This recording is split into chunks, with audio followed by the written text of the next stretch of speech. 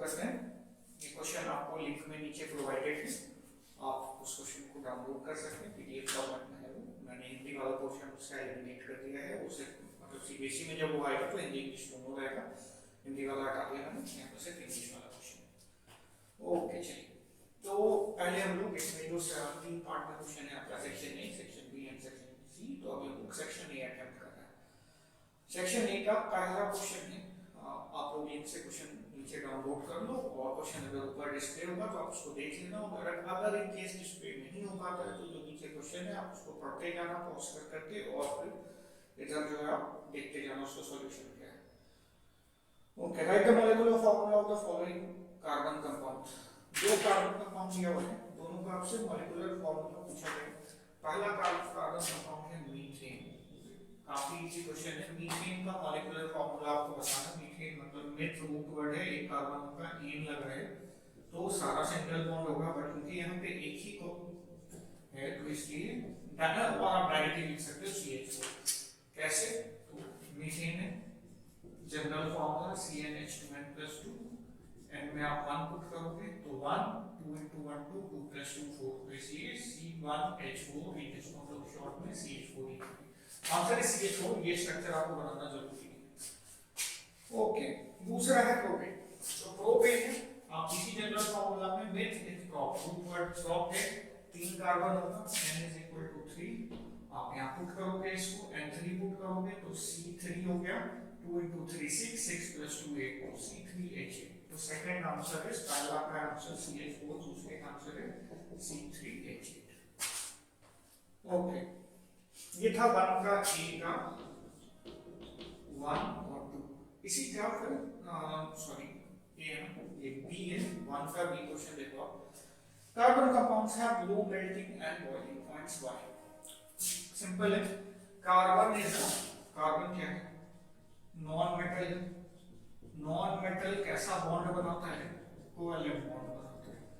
Non metal covalent bond बनाता है, ions बनते नहीं है। तो कार्बन का जो भी कंपाउंड आप लोगे, मतलब मान लो ये एक प्रोपेन है, इधर दूसरा प्रोपेन है, इधर तीसरा प्रोपेन है, उन लोगों ने प्रोपेन सॉल्यूशन लिया है, या प्रोपेन ऐसे ही हमारे पास कुछ सैंपल पड़ा है जिसमें बहुत सारा प्रोपेन है, तो ये भी कोवेलेंट बॉन्ड से बना हुआ है, ये भी कोवेलेंट बॉन्ड से बना हुआ है, ये भी कोवेलेंट बॉन्ड से बना हुआ है। तो क्योंकि तीनों कोवेलेंट बॉन्ड से बना हुआ है तो इन तीनों में कहीं पे भी, इन तीनों में कहीं पे भी चार्ज का सेपरेशन नहीं हुआ है। तो चार्ज का सेपरेशन है नहीं, मतलब ऐसा नहीं कि इसमें यहाँ सी पे पॉजिटिव और H पे नेगेटिव, ऐसा नहीं।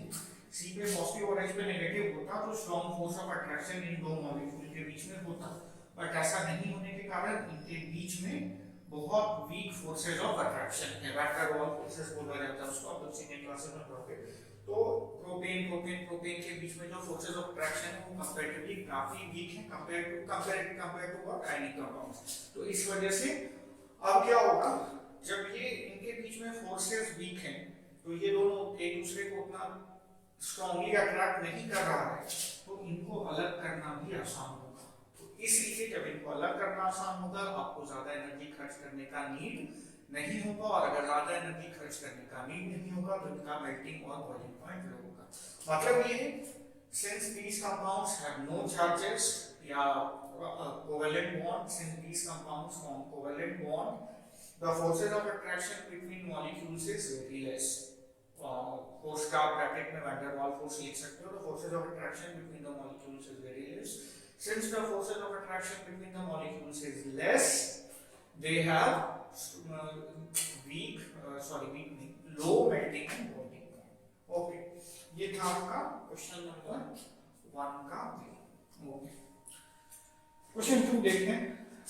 2 electrons in the atoms of 2 elements X and Y are distributed in 3 shells, have 1 and 7 electrons respectively in their outermost shell। मतलब आपको X दिया है, Y दिया है, आपको इसका पहला दूसरा शेल का डिटेल नहीं दिया है, और आपको ये दिया हुआ है कि इनके थर्ड शेल में, इसके थर्ड शेल में, X के थर्ड शेल में 1 इलेक्ट्रॉन है, Y के थर्ड शेल में मतलब KLM first shell, second shell और थर्ड शेल, इसमें 7 इलेक्ट्रॉन।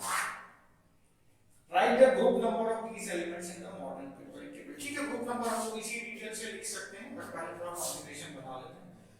अगर ये थर्ड शेल है, थर्ड शेल तभी फिल होगा जब एल और के दोनों कंप्लीटली फिल्ड है, तो इसमें 2 8 होगा, इसमें भी 2 8 होगा, ठीक है। अब आपसे पूछा क्या गया है 2 का ए ग्रुप नंबर बताना है आपको स्टोर लेवल का, ग्रुप हम लोग आउटर मोस्ट इलेक्ट्रॉन से ही निकालते हैं।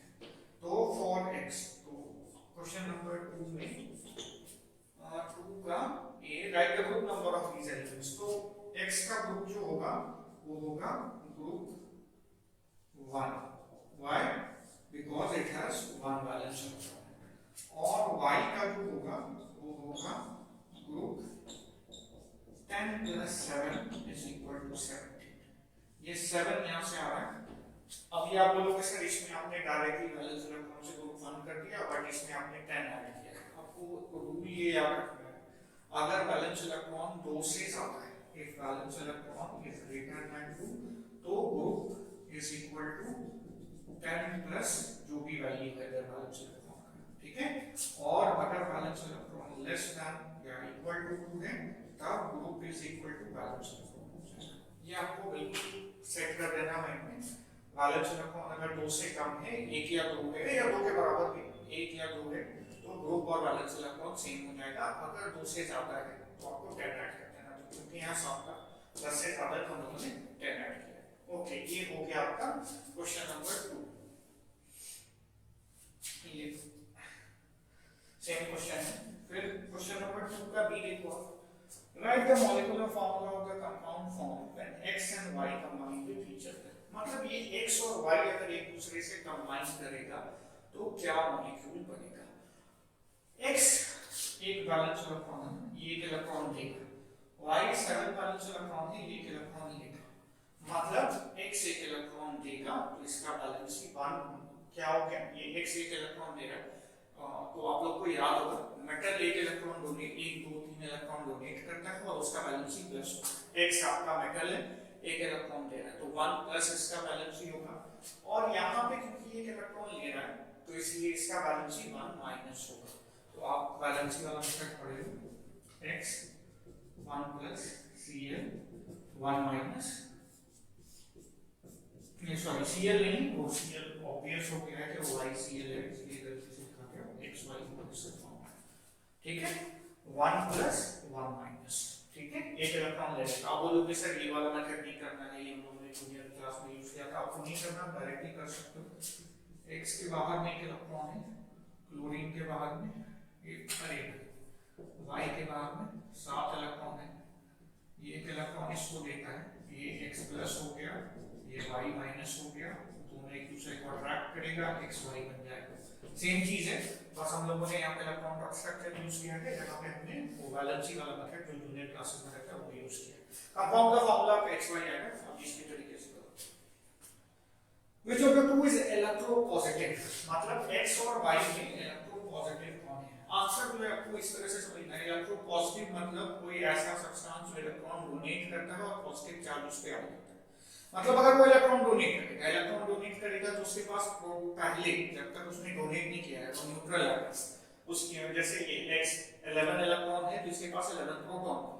अब ये एक इलेक्ट्रॉन अगर डोनेट करेगा ऑक्टेट पुराने के लिए तो इसके पास 10 इलेक्ट्रॉन बचेगा, 10 इलेक्ट्रॉन बचेगा, बट प्रोटॉन तो इसने डोनेट किया नहीं, तो प्रोटॉन क्या है, ओवरऑल एक एक्स्ट्रा प्लस चार्ज आ जाएगा। उस तरह के सब्सटेंस को हम लोग इलेक्ट्रोपॉजिटिव बोलते हैं।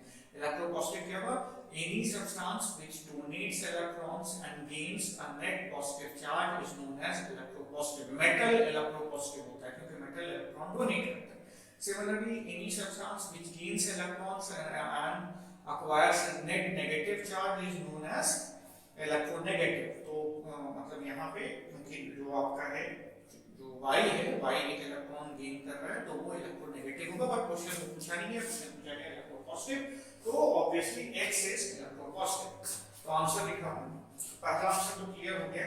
b में आप आपका जो कंपाउंड है वो xy है और c में x इज इलेक्ट्रोपॉजिटिव। ये था आपका क्वेश्चन 1 और 2 का डिस्कशन। अब आप देखो क्वेश्चन नंबर 3। ये आप लोग क्वेश्चन नंबर 3 देखिए। Which of the following flowers will have higher possibility of self-pollination? चार फ्लावर दिया हुआ, mustard, papaya, watermelon and hibiscus. तो अब ये प्रोबेबिलिटी कैसे डिसाइड होगी कौन सेल्फ पॉलिनेशन करेगा? अगर उसका मेल फ्लावर और फीमेल फ्लावर अलग अलग प्लांट में होते हैं तब वो क्रॉस करने का प्रोबेबिलिटी है उसका। और अगर मेल और फीमेल फ्लावर सेम प्लांट में है तो सेल्फ पॉलिनेशन करने का प्रोबेबिलिटी है। और मेल और फीमेल फ्लावर सेम फ्लावर में है सेम प्लांट में तो उनका उसका प्रोबेबिलिटी फिर और ज्यादा है। तो यहाँ पे जो हिबिस्कस है उसका फ्लावर बाइसेक्सुअल होता है। बाइसेक्सुअल मतलब ये है कि वो सेम फ्लावर में मेल पार्ट भी होता है सेम फ्लावर में फीमेल पार्ट भी होता है। तो सेम फ्लावर में अगर एक फ्लावर है उसी फ्लावर में मेल और फीमेल पार्ट दोनों है तो ऑब्वियसली सेल्फ पॉलिनेशन होने का प्रोबेबिलिटी सबसे ज्यादा है। तो इसलिए थर्ड का ए का आंसर है आपका हिबिस्कस। रीजन पूछा नहीं है, रीजन ऐसे जान लो क्योंकि बाकी सारे में मेल और फीमेल फ्लावर जो है अलग अलग प्लांट में होते हैं। List any two reproductive parts of bisexual flower. List any two reproductive parts of bisexual flower. तो bisexual flower का दो reproductive part जो है आपका वो है stamen और carpel। stamen मेल है जिसमें आपका एंथर होता है जो pollen प्रोड्यूस करता है। आंसर stamen ये डिटेल में एक्स्ट्रा ऐड करूं। carpel फीमेल है जिसमें आपका ओव्यूल होता है और जिसमें आपका एग सेल रहता है। तो आंसर आपका स्टेमन कार्पल तक लिमिटेड है। ये एक्स्ट्रा डिटेल है, ये आपको लिखना है, इसलिए आपको जानना है। ये था 3 का भी answer stamen and carpel. Okay, question number 4। Question 4 है आपका which one of the two multicellular organisms Spirogera and Planaria reproduce by regeneration and why? ठीक है, आंसर इज प्लनेरिया। प्लनेरिया रीजनरेशन से रिप्रोड्यूस करता है। रीजनरेशन के लिए सिंपल सा लॉजिक है, बॉडी काफी सिंपल होना चाहिए। बहुत कॉम्प्लेक्स बॉडी होगा तो अलग अलग तरह का टिश्यूज को ग्रो करना पड़ जाएगा। वो हर प्लांट मतलब सिंपल ऑर्गेनिज्म होगा तो एक पार्ट कट गया, ये इस तरह का है कुछ। एक पार्ट अगर इसका कटा 3 पार्ट में आप कट करोगे, इससे और इससे, तीनों से न्यू ऑर्गेनिज्म ग्रो कर जाएगा। तो वो आपका काफी आसान होगा अगर सिंपल बॉडी है तो। बट अगर बॉडी ही कॉम्प्लिकेटेड है तो फिर ये काम होने में काफी दिक्कत होगा। तो खैर आंसर पे आपका आंसर का planaria regeneration. Why? Because it has simple body structure without much complex tissues. Okay, किसी और का एग्जांपल बताना है। Give an example of any other organism which can also reproduce by the same process. Okay, कोई और organism जो regeneration से reproduce कर सकता है। Answer is hydra. और आपको ये भी ध्यान देना है कि हाइड्रा नॉर्मली बडिंग करता है। हाइड्रा का नॉर्मल मोड ऑफ रिप्रोडक्शन या मोस्टली वो जिस प्रोसेस से रिप्रोड्यूस करता है वो बडिंग है। बट हाइड्रा रीजनरेशन से भी रिप्रोड्यूस कर सकता है। और क्वेश्चन में एग्जैक्टली वही पूछा गया, which can also reproduce, not which also reproduces, which can मतलब कौन कर सकता है। तो आंसर हाइड्रा। तो प्लनेरिया जो है वो रीजनरेशन से करता है मतलब रिप्रोडक्शन, और हाइड्रा भी कर सकता है। ओके, ये था आपका क्वेश्चन नंबर 4, 2 मार्क्स का क्वेश्चन है। Question number 5, what is variation? List any 2 main reason that may lead to variation in a population. Okay, variation का 2 आंसर है। व्हाट इज वेरिएशन अगर पूछा जा रहा है आपसे तो वेरिएशन का 2 आंसर है। तो आप दोनों में से जो लिखोगे दोनों में आपको मार्क्स मिलेगा। पहला तो ये है कि वेरिएशन क्या है। तो एक पॉपुलेशन को जब आप पिकअप करते हो, एक सैंपल साइज लेते हो पॉपुलेशन का, आप किसी टाउन से हो और वहां पे पॉपुलेशन को उठाओगे तो अलग अलग जो इंडिविजुअल सेम स्पीसीज का, चलो सब ह्यूमन के बारे में बात करते हैं, होमो सेपियन जो हमारा स्पीसीज है, तो होमो सेपियन में सारे मेल पॉपुलेशन का जनरल फीचर तो सेम, सबके पास दो हाथ है। आप लोगों ने गाय पे निबंध लिखा है ना बचपन में, तो गाय पे जैसे आपने निबंध लिखा है तो क्या है, गाय को 4 पैर है, 1 पूंछ है, उस तरह से ह्यूमन को 2 हाथ 2 पैर और कुछ कॉमन फीचर्स है जो सारे ह्यूमन में आपको मिल जाएगा, नॉर्मल ह्यूमन में आपको मिल जाएगा। ठीक है, बट फिर भी सारे ह्यूमंस एक दूसरे से बहुत से फीचर में थोड़ा थोड़ा डिफरेंसेस रखते हैं। मतलब कोई आदमी है उसका मतलब आई कलर डिफरेंट है, कोई आदमी है उसका ईयर शेप डिफरेंट है। तो ये जो थोड़े थोड़े डिफरेंसेस हैं पॉपुलेशन में अलग अलग लोगों के बीच में, इस डिफरेंस को वेरिएशन कहा जाता है। ये हुआ इसका फर्स्ट पार्ट, पहला आंसर। दूसरा आंसर इसी का मतलब पहला आंसर अगर आप लिखोगे, इसको इंग्लिश में आप लिखोगे तो आंसर जाएगा the differences in individuals of a population is known as variation। खत्म। the differences in individuals of a population, different individuals of a population is known as variation।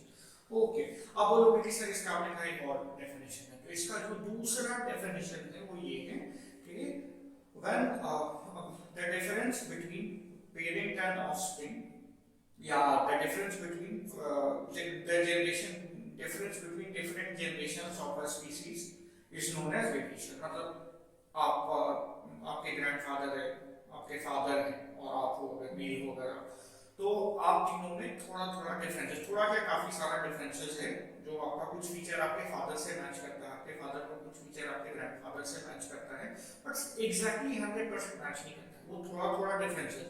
इस डिफरेंस को भी वेरिएशन कहा जाता है। मतलब एक तो जो पेरेंट से ऑफस्प्रिंग में जो आता है हेरिडिटरी फीचर्स जो आते हैं, उस हेरिडिटरी फीचर्स में एग्जैक्ट आप पेरेंट की कॉपी नहीं होते, कुछ न्यू फीचर आ जाते हैं। इस न्यू फीचर के ऐड होना को भी हम लोग वेरिएशन ही कहते हैं।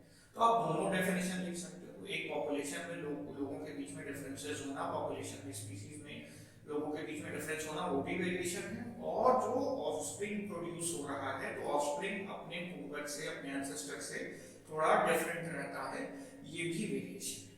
ठीक है, आपको जो आंसर सही लगे आप देखो, किसी ने आपका आंसर कटेगा।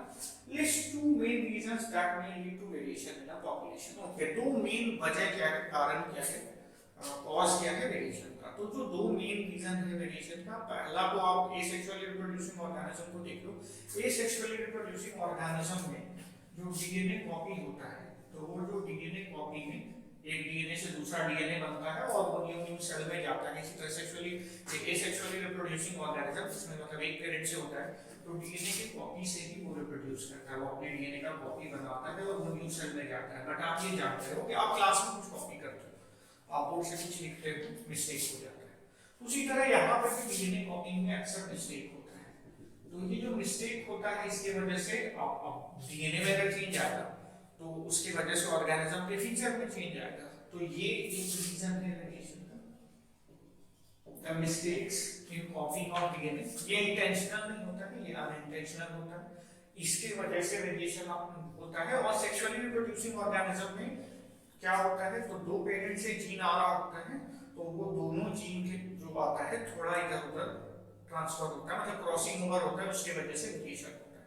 ये सेक्सुअल में मिस्टेक की वजह से, सेक्सुअल में क्रॉसिंग ओवर की वजह से। तो मिस्टेक्स मेन रीजन क्या है, तो mistakes during कॉपिंग in asexual reproduction and crossing over in sexual reproduction. ये था आपका क्वेश्चन नंबर 5 का ए। और इसी में एक पार्ट और है, ये डिस्कस कर लेते हैं। 5 का ए जो है, इसमें और करके एक और पार्ट किया है। 5 का ए मैं आपको वापस बता दूं, ये ए का पहला तो वेरिएशन का डेफिनेशन वो दो बताया। रीजन क्या है वेरिएशन में, मिस्टेक्स एसेक्सुअल रिप्रोडक्शन में और crossing over sexual reproduction. Okay, और in a cross between violet flowered plants and white flowered plants, state the characteristics of plant obtained in F1 protocol। मतलब ये मेंडल वाला जो एक्सपेरिमेंट था उसमें ये बात होती है, ये इधर वायलेट है, इधर वाइट, और जब आप प्योर वायलेट और प्योर वाइट को क्रॉस करवाओगे तो ऑफस्प्रिंग जो फर्स्ट जनरेशन बन रहा है, F1 generation, first real generation, उसमें ऑफस्प्रिंग का फीचर क्या आएगा, तो वायलेट आएगा। ऑफस्प्रिंग का फीचर वायलेट क्यों आएगा, क्योंकि वायलेट जो है वो डोमिनेंट है, इसके ऊपर डोमिनेंट है, वाइट के ऊपर डोमिनेंट है। तो F1 जनरेशन में all stars will be violet. If the plants of F1 progeny are self-pollinated, then what would be observed in F2 progeny? ये आप लोग जान रहे हो, F2 में 3:1 वाला रेशियो आ जाता है ना, तो डोमिनेंट कौन है, वायलेट, तो 3 वायलेट एंड 1 वाइट, ये रेशियो रहेगा फ्लावर। तो the F2 generation flowers will have 3 violet flower for each white flower। Answer इस तरह से आप लिख देना, या ratio 3 violet flower to 1 white flower. Okay, इसी का थर्ड पार्ट है, if 100 plants are produced in F2 progeny, then how many plants will show the recessive trait। मतलब आपको ये दिया हुआ कि टोटल जो प्लांट है वो 100 है, अगर टोटल प्लांट 100 है, रिसेसिव फीचर कौन सा है, वाइट है। F2 में वाइट कितना शो हो रहा है, तो 3:1 रेशियो में हो रहा है, तो टोटल रेशियो आपका 4 हो गया। ये मैथ्स का पार्ट है, तो obviously 1/4 into 100 that is equal to 25 और बाकी जो ये होगा ये रिसेसिव फीचर शो करेगा, बचा कितना 75, ये डोमिनेंट फीचर शो करेगा। आप वापस रेशियो निकाल सकते हो, 75 और 25 का जो रेशियो आएगा वो वापस से रेशियो वाला आएगा, समझ आए? 1/4 into 100, अरे 3 ये है 1 ये है, टोटल हो गया 4, तो 1 out of 4 into 100, तो 3 out of 4 into 100, 3 out of 4 into 100 dominant वाला है, तो 1 out of 4 into 100 रिसेसिव वाला है, तो 1 out of 4 into 100 25। आंसर 25 आपको इसको नहीं लिखना, answer is 25 flowers will show the recessive state। ये था आपका question number 5। Okay, question number 6 देखना, अच्छा क्वेश्चन है, फिजिक्स का क्वेश्चन है, उसमें दो क्वेश्चन नंबर 6 देखो, लिंक में दिया हुआ भी और डिस्प्ले होगा, डिस्प्ले देख नीचे डिस्क्रिप्शन में लिंक होगा।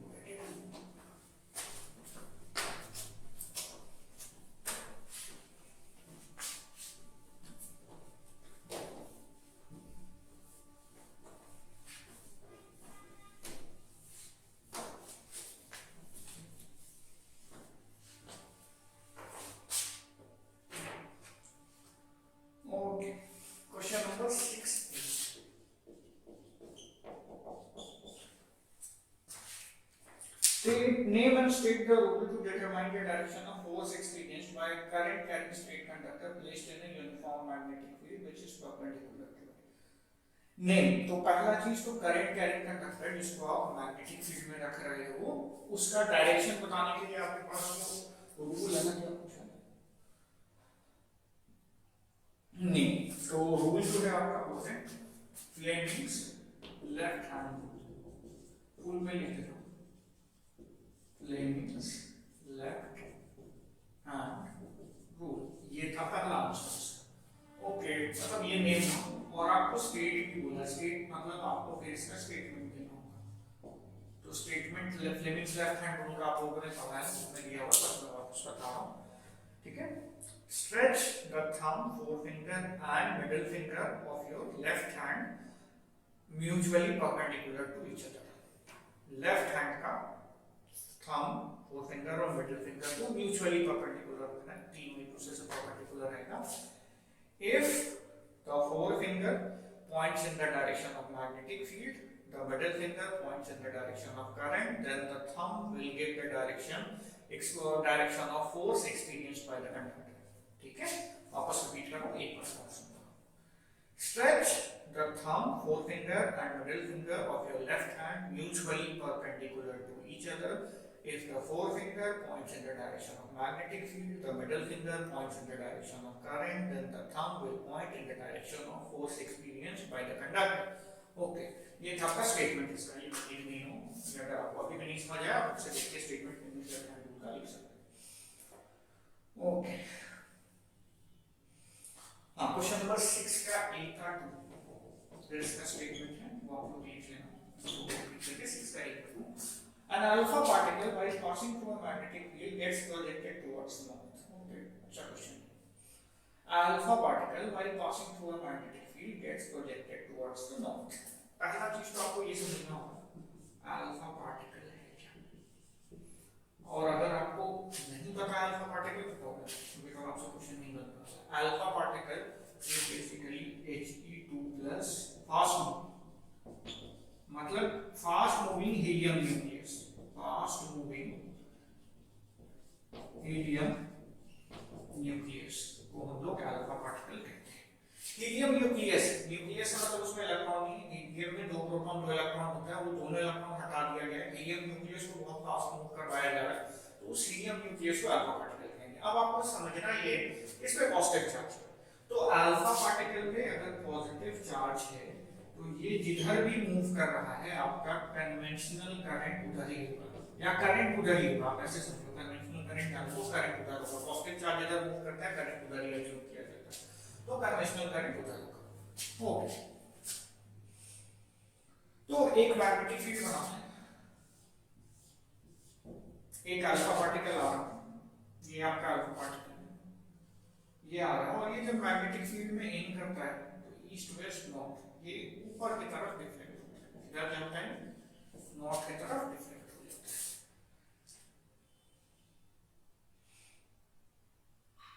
ओके, सेम मैग्नेटिक फील्ड से अगर हम इलेक्ट्रॉन को पास करते हैं तो वो किधर डिफ्लेक्ट होगा?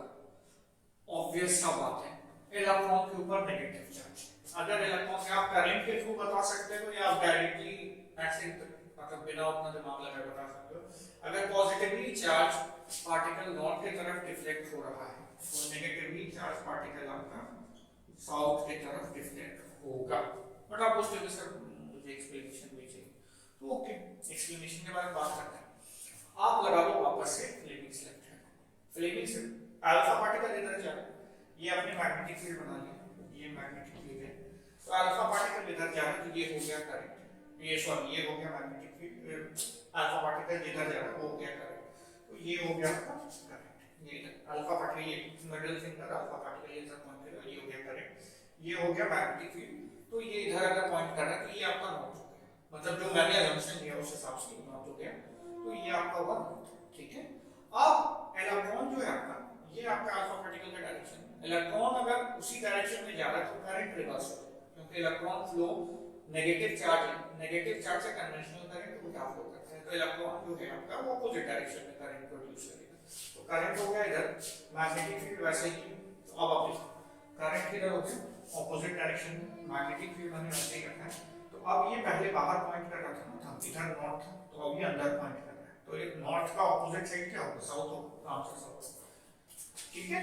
तो आप Fleming left hand rule use कर सकते हो, बट आप अगर ये जान लो कि अल्फा पॉजिटिव है और इलेक्ट्रॉन नेगेटिव है तो आप डायरेक्टली लिख सकते हो, क्योंकि यहाँ पे उससे ज्यादा एक्सप्लेनेशन नहीं पूछा गया आपसे, okay.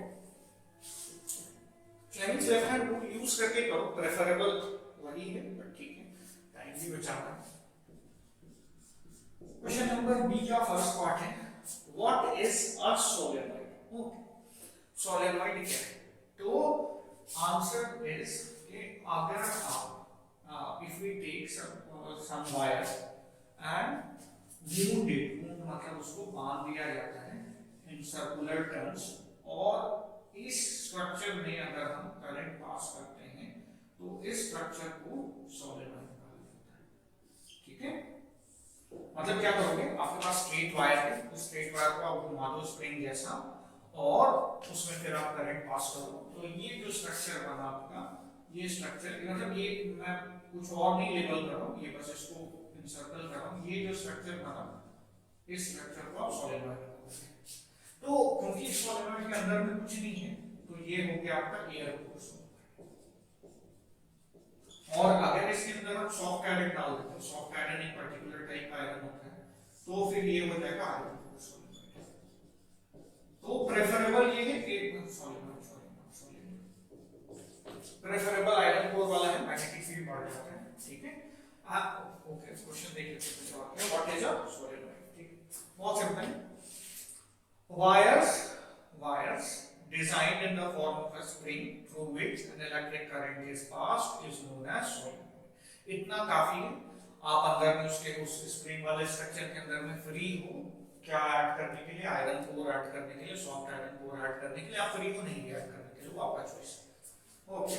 Draw the pattern of magnetic field lines of magnetic field produced by a solenoid through which a steady current flows. मतलब steady मतलब constant current flow कर रहा है, एक सोलेनॉइड आप बनाओगे, उस सोलेनॉइड में आपने कांस्टेंट करंट भेजना है, तो आप उस सोलेनॉइड में कांस्टेंट करंट भेजोगे और उसका आपसे पूछा गया है मैग्नेटिक फील्ड, तो मैग्नेटिक फील्ड सोलेनॉइड का एग्जैक्टली बाहर मैग्नेट जैसा होता है, तो आपको बस वो बनाना है, इसमें the magnetic field of the solenoid will be exactly like अ बाहर मैग्नेट, तो आप उस तरह से बना दो, ये बाहर मैग्नेट का मैग्नेटिक फील्ड कुछ इस तरह से होता है,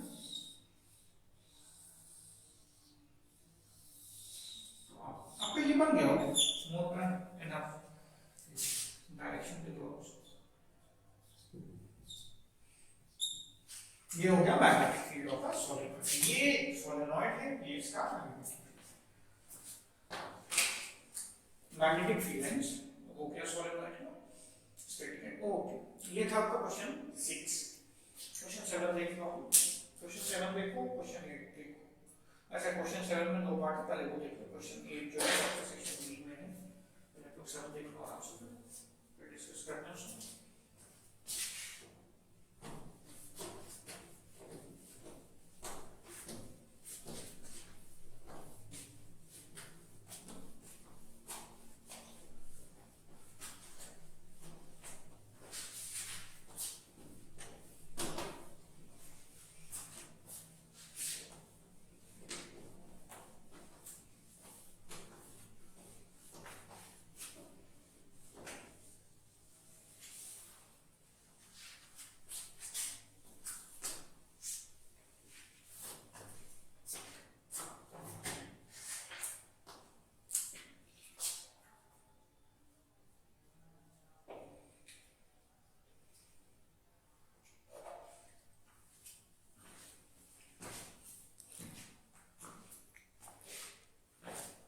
चलिए आपने क्वेश्चन 7 देख लिए। पहला part question 7, what is ozone?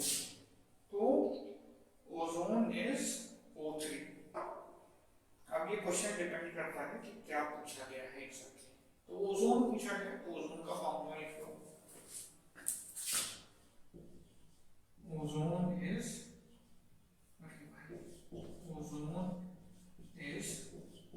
O3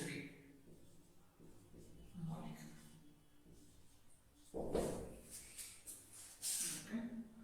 How is it formed in the upper layers of Earth's atmosphere? अर्थ के टॉपमोस्ट रीजन में ये कैसे बनता है? तो कैसे बनता है? ऑक्सीजन रहता है, एक ऑक्सीजन, पहले तो आप ये समझो, पहले ऑक्सीजन है। ऑक्सीजन पे जब यूवी लाइट पड़ता है, लाइट जो है उसके बॉन्ड को तोड़ देता है, तो ये दो ऑक्सीजन एटम बना देता है। ये दो ऑक्सीजन एटम में एक ऑक्सीजन एटम किसी दूसरे ऑक्सीजन मॉलिक्यूल पे अटैक करता है और उससे बनता है आपका O3। तो अगर स्टेटमेंट में लिखना है आपको तो आप स्टेटमेंट में लिखेगा कि under the effect of UV lights या UV radiation at higher levels of atmosphere, O2 breaks into two oxygen, O2 oxygen molecule breaks into two oxygen atoms. One of this oxygen atom attacks another oxygen molecule forming ozone। ठीक है, या आप reaction लिख दो, दोनों चलेगा। आप statement लिख सकते हो, आप रिएक्शन लिख सकते हो। ठीक है, मैं वापस से स्टेटमेंट बता रहा हूँ। एट हायर एल्टीट्यूड, एल्टीट्यूड मतलब height, at higher altitudes the UV light falling on oxygen molecule breaks it into atomic oxygen. This atom of oxygen attacks another O2 molecule forming ozone। ये हो गया आपका how is it formed। How does ozone affect our environment? तो ozone करता क्या है? Ozone absorbs UV radiation coming from the sun which is harmful to living organisms। बस इतना सा। ओजोन क्या करता है? जो यूवी अल्ट्रावायलेट रेडिएशन है उसको ये खा जाता है, एब्जॉर्ब कर लेता है, जो लगभग सारे लिविंग ऑर्गेनिज्म के लिए हार्मफुल है। ओके, ये था आपका आंसर। फिर से रिपीट करो, व्हाट इज ओजोन? तो ozone is O3 molecule. Question number है आपका 7 का ये ozone is O3 molecule. How is it formed in upper layers of earth's atmosphere? तो आप रिएक्शन लिख सकते हो, रिएक्शन लिखो, आपको उतना लिखने का नहीं पड़ेगा, टाइम लगेगा, बट आपको नहीं लिखना रिएक्शन, आप नहीं लिखना, आप नहीं लिखोगे, कोई ऐसा ये भी एक ही पार्ट है। तो ozone is formed when UV light falls on UV light is absorbed by or falls on an oxygen molecule and it breaks into two oxygen atom. This oxygen atom attacks another oxygen molecule forming ozone। ठीक है, आप reaction अगर नहीं लिखोगे तो ये लिखेंगे। How does ozone affect our ecosystem? Absorb करता है harmful UV radiation। ओके, इसी में क्वेश्चन नंबर 7 में और करके एक और पार्ट किया गया है, list two human made ecosystem. कोई भी ऐसा इकोसिस्टम जो ह्यूमन मेड है, जिसको ह्यूमन ने अपने यूज के लिए बनाया है। ठीक है, तो ह्यूमन मेड इकोसिस्टम में सबसे कॉमन तो आप जानते होंगे,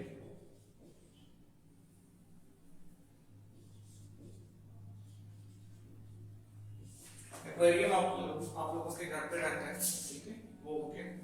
फिर उसके बाद दूसरा है नेशनल पार्क, आप लिख सकते हो, ये सॉरी नेशनल पार्क्स। ये कंप्लीटली ह्यूमन मेड नहीं, तो अगर आपको ह्यूमन मेड ही लिखना है,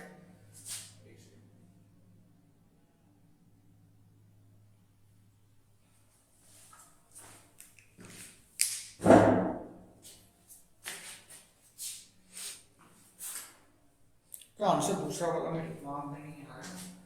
एक्वेरियम के बाद क्या होगा? ह्यूमन मेड इकोसिस्टम, जहाँ घर वगैरह में रह सकता है।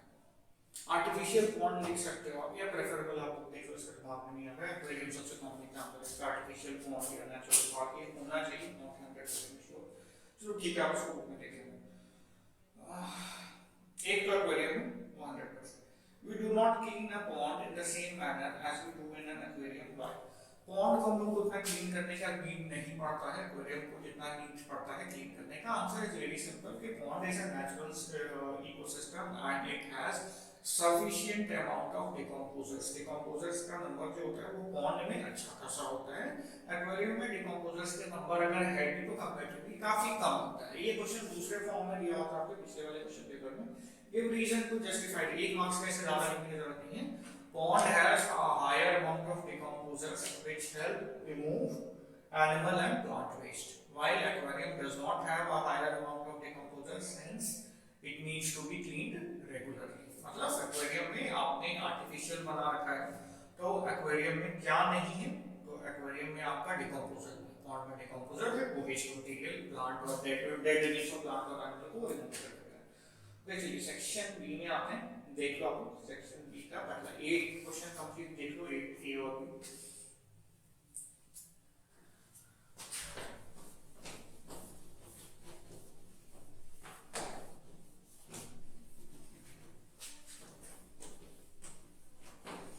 और अगर ये क्वेरी के बाद आपको दूसरा आंसर पता है ना तो कमेंट में लिख देना।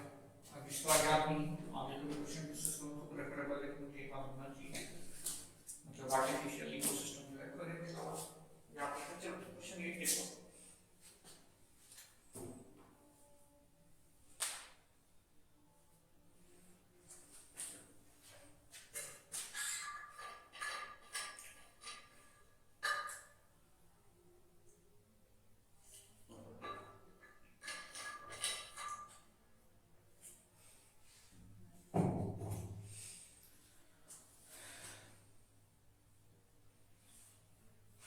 Question number 8.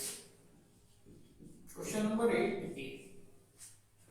List any two advantages of adopting the atomic number of an element as the basis of classification। Atomic number को यूज करने से क्या एडवांटेज हुआ मॉडर्न पीरियोडिक टेबल में, तो आप इस तरह से देख सकते हो। पहला एटॉमिक नंबर समझ लो, एटॉमिक नंबर डायरेक्टली कोरिलेटेड है इलेक्ट्रॉनिक कॉन्फ़िगरेशन से, तो electronic configuration of an element can be directly found out using its atomic number। ठीक है, ये हुआ पहला एडवांटेज। दूसरा, element the position of element can be accurately predicted in the periodic table on the basis of its atomic number। मतलब ये है, दूसरे का मतलब ये है कि एलिमेंट किस पीरियड और किस रूप में जाएगा या डायरेक्ट एटॉमिक नंबर देख के बता सकते हो, मतलब कितना पीरियड है। वो एक क्वेश्चन हम लोग पहले ही कर चुके हैं, पीरियड से आपका डायरेक्टली जो आ जाएगा, मतलब शेल से डायरेक्टली पीरियड आ जाएगा और बैलेंस इलेक्ट्रॉन से डायरेक्टली आपका ग्रुप आ जाएगा। तो दो एडवांटेज क्या है, इलेक्ट्रॉन पहला एडवांटेज है इलेक्ट्रॉनिक कॉन्फ़िगरेशन, स्टेटमेंट में लिखना है electronic configuration of an element is directly related to its atomic number. दूसरा ये है कि position in the periodic table can be directly given by an element's atomic number. ठीक, या इलेक्ट्रॉनिक कॉन्फ़िगरेशन से हम लोग पोजीशन देंगे, but electronic configuration atomic number से ही आता है, तो वो डायरेक्ट दो है, दो लिख लो, ये दो काफी है। अगर आपको तीसरा चौथा नहीं है, right electronic configuration of element, अच्छा उसी से रिलेटेड क्वेश्चन है, बहुत अच्छा है। इलेक्ट्रॉनिक कॉन्फ़िगरेशन बताना है एलिमेंट x जिसका एटॉमिक नंबर 13 है, y एटॉमिक नंबर 20 है। एक एलिमेंट ए के बाद ये बी पार्ट है, x ये आपका एलिमेंट है, ये इसका एटॉमिक नंबर है, ये आपको इसका कॉन्फ़िगरेशन बनाना है। ये हमारी कार है, ये एलिमेंट है, इसका एटॉमिक नंबर है, ये इसका कॉन्फ़िगरेशन बनाना है। ओके चलिए, जोक्स बाद में। एलिमेंट x है, एटॉमिक नंबर 13 है, आप कॉन्फ़िगरेशन बनाओ। अगर आपका इनफ प्रैक्टिस है, आप शेल में देखो, प्रैक्टिस करने शेल, एक 13 है, दूसरा 20 है, y है, इसका 20, k 11 तक कर देते हैं, इसमें नहीं पड़ेगा। k में 2 जा सकता है, 2 रख दिया, l में 8 जा सकता है, 8 रख दिया। इसका जो बच रहा है एटॉमिक नंबर, तो 10 आप यूज कर चुके हो, 3 बच गए, 3 अपना, तो यहाँ पे ये हो गया इसका कॉन्फ़िगरेशन कंप्लीट। ये 20 है, 2 8 10, क्या दिक्कत है, 10 नहीं रख सकते। अब बोलोगे सर बट एम शेल में तो हम 18 रख सकते हैं, 2 8 18 32, नहीं, आपको एम शेल में 18 आप तब रख सकते हो जब ये आउटर मोस्ट है। यहाँ पे अगर ये सॉरी आउटर मोस्ट नहीं है तब, बट ये अगर आप 10 रखते हो ये आउटर मोस्ट हो गया, 10 रखने का आपको परमिशन नहीं, आप क्या करोगे, मैक्स टू मैक्स आप आउटर मोस्ट शेल में 8 रख सकते हो, 8 रखोगे तो बच जाएगा, 2 आप एम शेल में रखोगे। ये हो गया आपका क्वेश्चन नंबर 8 का। ओके, क्वेश्चन नंबर 9 देखिए।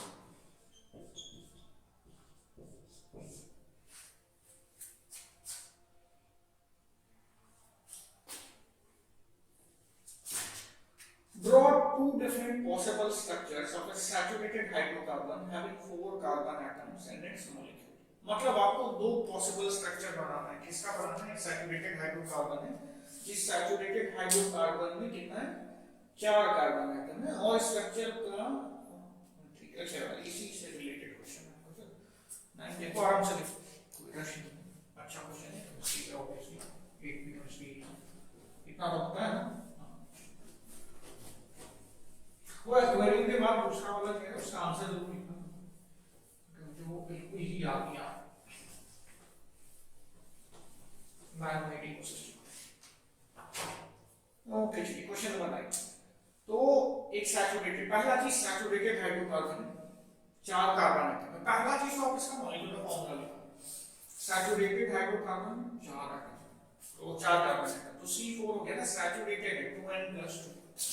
लिखेंगे CnH2n+2, 2 into 4 8, 8 + 2 10।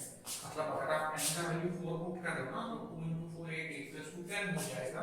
तो ये हो गया C4H2। ओके, ये आपको मिल गया उसका फॉर्मूला। अब क्या करना है? इसका दो अलग अलग स्ट्रक्चर बनाना। पहला स्ट्रेट चेन स्ट्रक्चर बनाना, ये हो गया। बाकी सारा बचा हुआ बैलेंस हम लोग हाइड्रोजन से सेटिस्फाई करेंगे। सैचुरेटेड है ना, तो सारा कार्बन का सिंगल बॉन्ड होगा, बाकी बचा हुआ सारा बैलेंस हाइड्रोजन सेटिस्फाई करेंगे। ये करता है, ये एक स्ट्रक्चर हो। अगर तुमको डाउट है वैसे तो डाउट होना नहीं चाहिए, काउंट कर लो 3 5 7 10, तो C4H10 हो गया। ये हुआ क्वेश्चन नंबर है आपका 9 का ए। और इसी में आपको एक और स्ट्रक्चर बनाने को है, यहाँ पे आप कर सकते हैं। ठीक है, कार्बन पे 4 स्ट्रेट लाइन बनेगा, 4 बॉन्ड मैक्सिमम बन सकते हैं। 4 से bond H H H H H H, यहाँ पे इसी में उड़ के रचना H H H, 3 6 9 1 10। ठीक है, ये हुआ। तो दोनों का ऑब्वियसली पहला चीज तो दोनों का फॉर्मूला C4H10 आ रहा है। अब आपसे ये पहला पार्ट था इसमें, what are these two structures of hydrocarbon having same molecular formula for. क्या आप लोग पढ़ते हैं? इन दोनों को हम लोग आइसोमर्स कहते हैं। Compound having same molecular formula but different structure या अरेंजमेंट, तो इस सबको हम क्या कहते हैं? आइसोमर्स कहते हैं। तो ये दोनों आइसोमर्स हैं। Right the molecular formula and common name of this compound. तो मॉलिक्यूलर फॉर्मूला तो हम लोग पहले ही लिख चुके हैं। कॉमन नेम क्या होगा इसका? तो common name of its compound. Okay, तो मॉलिक्यूलर फॉर्मूला आप लोग लिख चुके हैं, कॉमन नेम आप लिख सकते हो। कॉमन नेम आपको याद रखना है, लिखो इनका, कमेंट में बताओ कॉमन नेम क्या है इसका और इसका। ये मैं नहीं बता रहा हूं, इसी है। Also right the molecular formula of its alkyne. अच्छा, इसका एक पार्ट हो गया, इसका अल्काइन का मॉलिक्यूलर फॉर्मूला होता है। मतलब कार्बन सेम रहेगा, कार्बन का नंबर 4 आपने फिक्स किया हुआ है, तो कार्बन का नंबर आप 4 फिक्स कर दो। स्ट्रक्चर पूछा नहीं, स्ट्रक्चर बताने का नहीं है। अगर अल्काइन यानी अल्काइन CnH2n -2 n का वैल्यू आप पुट करोगे C4H2 4 -2 C4H6, सॉरी हाँ ठीक, C4H6 स्ट्रक्चर में पूछे नहीं, सिर्फ आपसे मॉलिक्यूलर फॉर्मूला पूछे C4H6। ठीक है, ये समझ आया? आपको स्ट्रक्चर बनाना और देख लो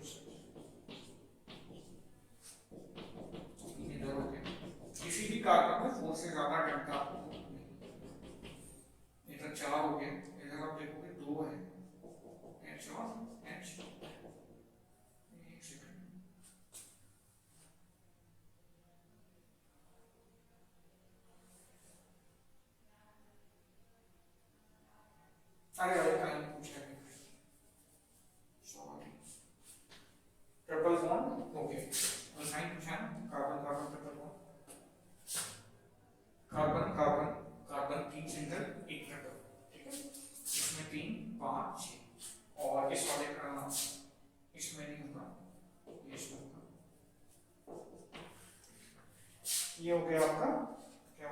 अल्काइन इसका फॉर्मूला आपका मतलब फॉर्मूला C4H10 है तो वो अल्कीन है, और अगर आपका फॉर्मूला C4H6 है वो अल्काइन है। अगर अल्कीन होता तो फॉर्मूला C4H8 हो जाता, डबल हो जाता अल्कीन में CnH2। ठीक है, इसका स्ट्रक्चर वगैरह पूछा नहीं, कैसे बता दूं। चलो क्वेश्चन नंबर ये था आपका 9 का ही और करके इसमें दिया है एक और पार्ट ऑप्शनल है। बी है right the molecular formula of benzene and boron structure, ये याद करने वाला है। बेंजीन का मॉलिक्यूलर फॉर्मूला है C6H6। इसका स्ट्रक्चर अगर आपको बनाना है आप क्या करोगे, ये बना देते हो, यहाँ डबल या यहाँ डबल, या फिर आप ये वाला दोनों सेम है। तो ये हो गया इसका स्ट्रक्चर। बचा हुआ जो बैलेंसिंग है वो यहाँ पे कार्बन, यहाँ पे कार्बन, यहाँ पे कार्बन, यहाँ पे कार्बन, यहाँ पे कार्बन, यहाँ पे कार्बन, यहाँ कार्बन, यहाँ कार्बन, यहाँ कार्बन, यहाँ कार्बन, यहाँ कार्बन, यहाँ कार्बन। बचा हुआ जो भी बैलेंसिंग है कार्बन का वो हाइड्रोजन को करता है। ये हो गया बेंजीन का स्ट्रक्चर। इसमें भी आप जो भी कार्बन सब एक हाइड्रोजन C6H6। ओके, ये आपका बेंजीन, दोनों ही बेंजीन है, ये भी बनाओगे तो चलेगा, ये भी बनाओगे तो चलेगा, दोनों भी बनाओगे तो चलेगा, किसी को कोई issue. Right the number of single and double covalent compound present in a molecule benzene. कितना सिंगल कोवेलेंट बॉन्ड है, एक तरह के क्वेश्चन होता है। Right the number of single and double covalent compound present in a molecule benzene. Benzene में कितना single covalent bond है और कितना डबल कोवेलेंट बॉन्ड है। डबल कोवेलेंट बॉन्ड 1 है, 2 है, 3, इसमें भी ये 1 2 3 कार्बन कार्बन भी डबल रहेगा, कार्बन हाइड्रोजन सिंगल ही रहता है। तो 1 2 3 आपका डबल कोवेलेंट बॉन्ड है। पहला आंसर होता है 3 डबल कोवेलेंट। ठीक है, सिंगल कोवेलेंट बॉन्ड काउंट करो, ये कार्बन के साथ ये कार्बन। ठीक है, हर कार्बन पे आप देखोगे एक इधर और एक इधर, हर कार्बन एक कार्बन के साथ डबल कोवेलेंट बॉन्ड से जुड़ा है, एक कार्बन के साथ सिंगल कोवेलेंट बॉन्ड से जुड़ा है। इस कार्बन पे एक हाइड्रोजन का सिंगल बॉन्ड, एक कार्बन का सिंगल बॉन्ड, तो एक कार्बन पे 2 सिंगल बॉन्ड है, 6 कार्बन है, 12 सिंगल बॉन्ड। एक सेकंड, वैसे इसको श्योर होने के लिए मैं काउंट कर दूंगा, सर्कुलर स्ट्रक्चर है। इस कार्बन पे 1 2, एक सेकंड में सिंगल कोवेलेंट बॉन्ड पूछा, वेट करो, ये 12 वाला है, फॉर्मूला लगाना है इसमें।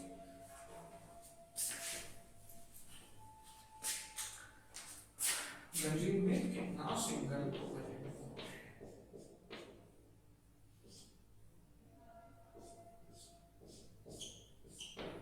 1 2 3 4 5 6 जगह पे, 7 8 9 12 जगह का आंसर करना सिंगल। फॉर्मूला इसलिए नहीं लगाना क्योंकि ये सर्कुलर कंपाउंड है, उतना जानने का नीड नहीं है, काउंट करो। सिंगल कोवेलेंट कितना 9 सिंगल कोवेलेंट, वापस काउंट करो। एक तो हर कार्बन पे एक है ना, 1 2 3 4 5 6 7 8 9 सिंगल कोवेलेंट बॉन्ड है। फॉर्मूला वगैरह मत रखो, बॉन्ड वाले क्वेश्चन में काउंट करो। Okay, 9 single covalent bond, 3 double covalent.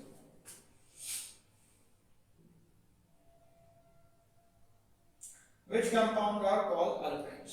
ठीक है, अल्काइन किसको कहते हैं, तो सैचुरेटेड हाइड्रोकार्बन को हम लोग अल्केन कहते हैं।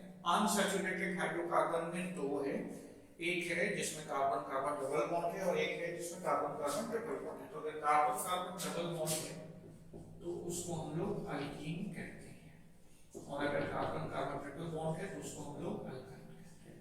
तो क्वेश्चन आपसे अल्काइन पूछा गया ना, which compounds are called alkynes। ठीक है, तो हाइड्रोकार्बन्स, पहला तो हाइड्रोकार्बन, और किसी में अल्काइन नहीं आएगा, हाइड्रोकार्बन मतलब कार्बन और हाइड्रोजन का ही कंपाउंड होना चाहिए। तो hydrocarbons which have carbon carbon triple bond या unsaturated hydrocarbons with carbon carbon triple bond are called alkynes। मतलब आपका आंसर ये हो जाएगा unsaturated hydrocarbons with carbon carbon triple bond are called alkynes। Okay, ये था आपका क्वेश्चन नंबर 9। क्वेश्चन नंबर 10 देखो, फिर आप आराम से देखो bio question. Question number 10 bio का क्वेश्चन है।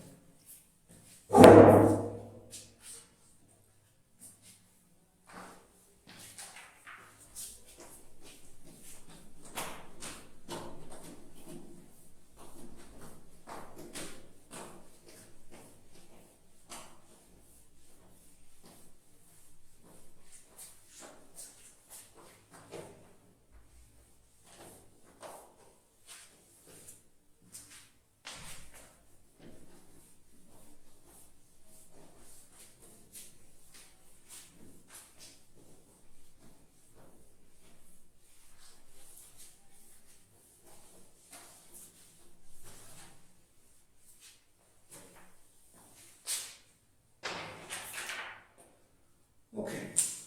Jar male reproductive organ here. Mention one function of each of the following organs in human male reproductive system.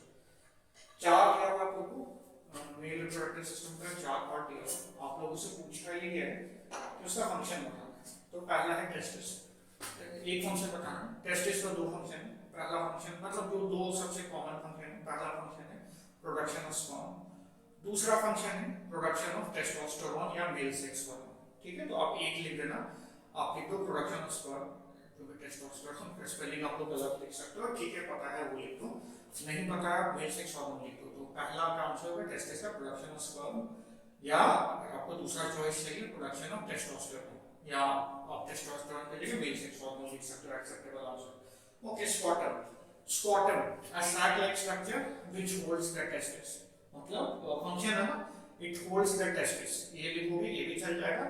दूसरा आपको लिखना है it keeps the temperature of the testis at least 3 to 4 degrees Celsius, around 3 to, not at least, it keeps the temperature of the testis 3 to 4 degrees Celsius less than the body temperature for production of sperm। मतलब जो आपका स्क्वाटम रहता है वो testis को hold करता है, cyclic structure रहता है वो टेस्टिस को होल्ड करता है ताकि उसका टेम्परेचर 3 से 4 डिग्री सेल्सियस कम रहे टेस्टिस का टेम्परेचर, और स्पर्म प्रोडक्शन आराम से हो सके। बॉडी टेम्परेचर पे स्पर्म प्रोडक्शन ढंग से नहीं हो पाता है। Vast difference, vast difference how गया आपका वो ट्यूब, कौन सा ट्यूब जो कैरी करता है स्पर्म को कैरी करता है, तो it is a tube which carries sperm from testis to the penis, या जो पीनस लिख लो हो चुका है, मतलब वो ट्यूब है जो कैरी करता है स्पर्म को कैरी करता है, टेस्टिस से लेके जाता है और पीनस तक कैरी करता है।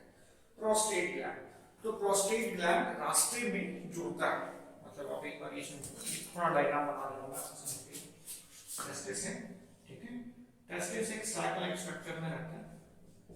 अब एक्यूरेट डायग्राम नहीं बनेगा, टेस्टिस रहे या मतलब स्क्वाटम रहे, सब अमीबा जैसा ही दिखेगा मेरा, तो ये सब अमीबा जैसा ही दिखेगा, ठीक है, ये टेस्टिस है, ये स्क्वाटम है, अमीबा जैसा मतलब सब सर्कुलर रैंडम रहेगा स्क्वाटम में, ये सैक है, ये क्या कर रहा है प्रोडक्शन ऑफ स्पर्म या टेस्टोस्टेरोन, या किसी को टेस्टोस्टेरोन को आप मेल सेक्स हार्मोन भी लिख सकते हैं, टेस्टोस्टेरोन।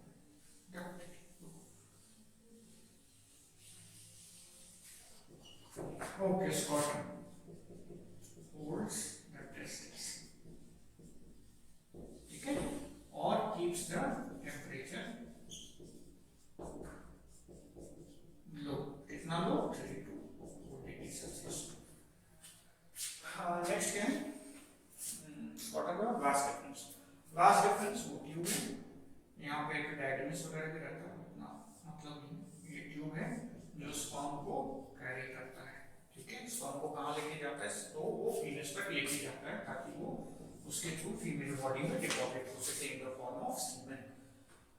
नेक्स्ट है प्रोस्टेट ग्लैंड, एक ग्लैंड है जो क्या करता है अपना सिक्रीशन रिलीज करता है, तो prostate gland is a gland which releases its secretion into the sperm, ठीक है, सेमिनल फ्लूइड वो रिलीज करता है, और वो सेमिनल फ्लूइड आपका अल्कलाइन होता है, अल्कलाइन मतलब वो बेसिक होता है, और ये जो है जो फीमेल रिप्रोडक्टिव सिस्टम है, जो फीमेल वजाइना है वो एसिडिक होता है, तो ये वहां पे इसको काउंटर करता है ताकि जो स्पर्म है वो सरवाइव कर सके, मतलब वजाइना एसिडिक है, वहां पे स्पर्म सरवाइव नहीं कर पाएगा अगर प्रोस्टेट ग्लैंड उसको अल्कलाइन मीडियम प्रोवाइड नहीं करेगा, ये अल्कलाइन मीडियम के साथ जो स्पर्म जाता है वजाइना में, अल्कलाइन मीडियम एसिडिक मीडियम से रिएक्ट करता है, एसिड और बेस मिलकर न्यूट्रल हो जाता है, तो वहां पे स्पर्म सर्वाइव कर जाता है। अगर एसिडिक मीडियम रहेगा तो स्पर्म मर जाएगा।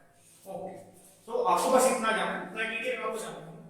Prostate gland produces an alkaline fluid which adds to the sperm, ठीक है, मेकिंग इट, मतलब और 2-3 फ्लूइड उसमें मिलता है, मेकिंग इट सीमेन, फिर वो मिल सबके सब कुछ मिलके सीमेन बनता है। Name the type of germ cells which is motile, ये 10 का भी है, ये आपका 10 का है, 10 का भी है।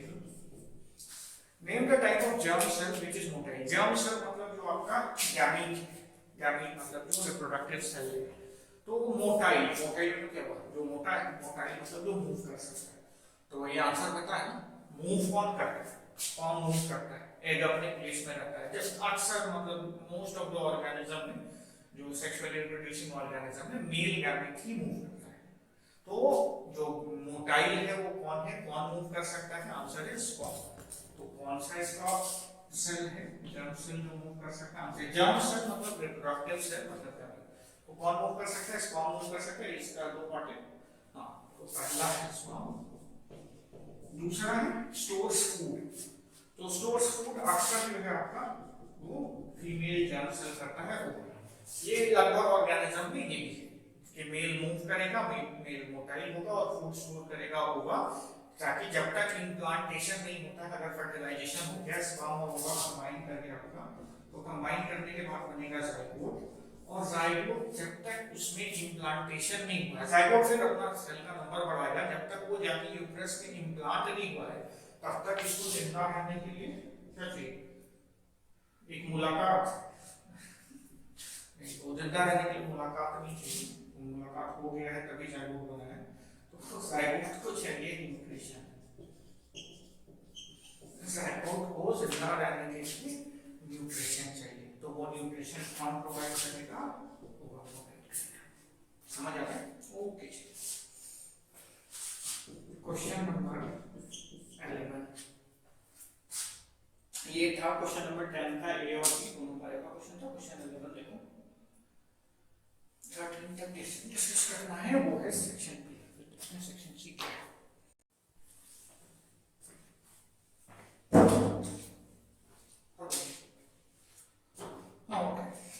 क्वेश्चन नंबर 11 है, तीन रेजिस्टेंस है, तीनों को पैरेलल में कनेक्ट किया है और इस कॉम्बिनेशन को एक बैटरी से कनेक्ट किया गया है।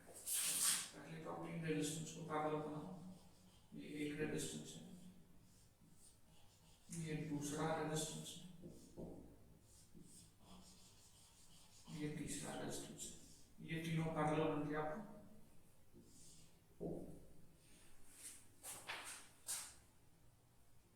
इस कॉम्बिनेशन को एक बैटरी से कनेक्ट किया गया, यहां से देखो और एक बैटरी,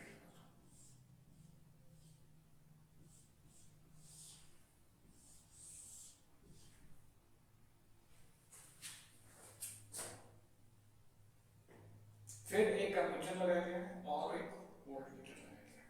तो इसको कैसे कैसे लगाया जाएगा, की तो अच्छा की भी था, की तो मैंने पहले बना ली, तो वोल्टमीटर में आ जाएगा, मीटर में आ जाएगा। इसके पहला चीज वोल्टमीटर करता है, तो वोल्टमीटर वोल्टेज नापता है, पोटेंशियल डिफरेंस नापता है, तो पैरेलल में आप लगाओगे इसको, आप यहाँ पे वोल्टमीटर लगा सकते हो, आप चाहो यहाँ भी लगा सकते हो, आप चाहो यहाँ भी लगा सकते हो, ऐसा नहीं कि पहले वाले में लगाना। वोल्टमीटर सर्किट में कहीं भी लग सकता है, बट कंडीशन ये है कि वोल्टमीटर जो लगेगा वो पैरेलल लगेगा।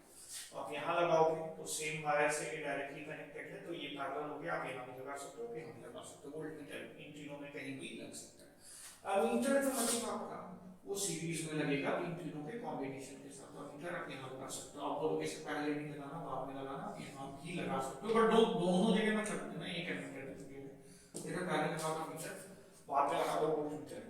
की अक्सर जो है आपका बैटरी के जस्ट बाद में पास में रहता है, ताकि आपको स्विच ऑन ऑफ जब करना है आप कर सको। ये हो गया आपका सर्किट डायग्राम।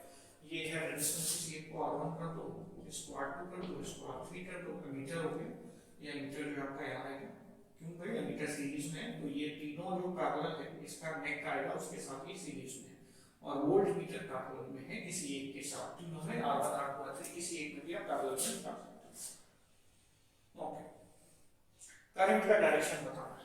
करंट हमेशा पॉजिटिव टर्मिनल से फ्लो करता है। करंट माना जाता है पॉजिटिव चार्ज की वजह से, तो पॉजिटिव डायरेक्शन में ये करंट आपका इधर से जा रहा है, इधर से जा रहा है, इधर से जा रहा है, फिर ये इधर से घूम के इधर नेगेटिव टर्मिनल में आके खत्म हो जाएगा। ओके चलिए, ये था आपका क्वेश्चन नंबर 11 का बी। क्वेश्चन नंबर 11 का बी देखते हैं। क्वेश्चन नंबर 11 का बी है, calculate the equivalent resistance of the following network. आपको एक नेटवर्क दिया हुआ है 5 10 5 10 ओम का, ए बी के बीच में आपसे पूछा ये गया है इक्विवेलेंट रेजिस्टेंस निकालिए। इधर 5 है,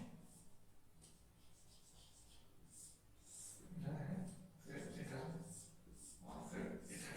ये आपका ए बी है, इधर 5 10 10 5 10 10 और 5। इसको कहाँ देते हैं?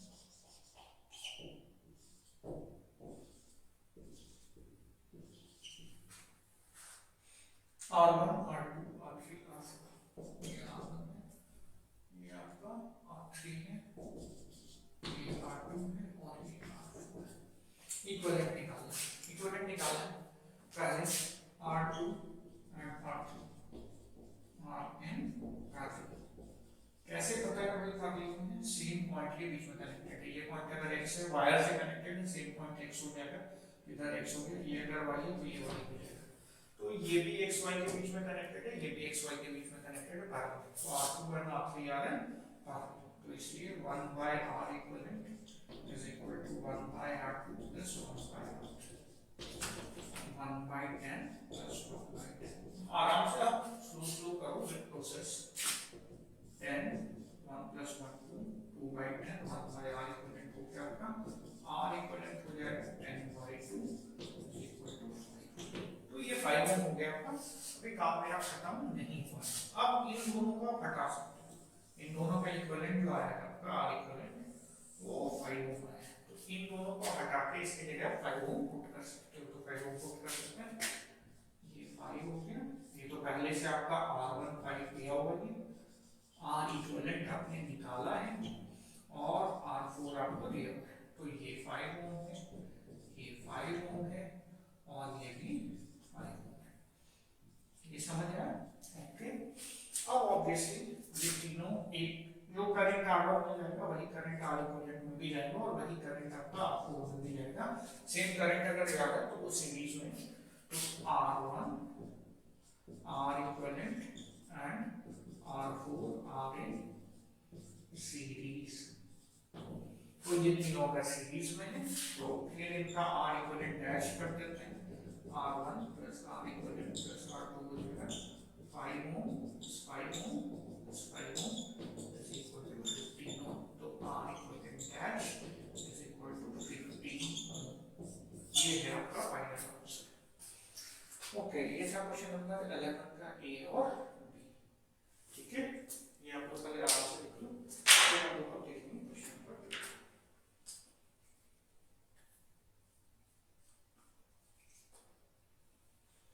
कोई क्वेश्चन नहीं, आराम से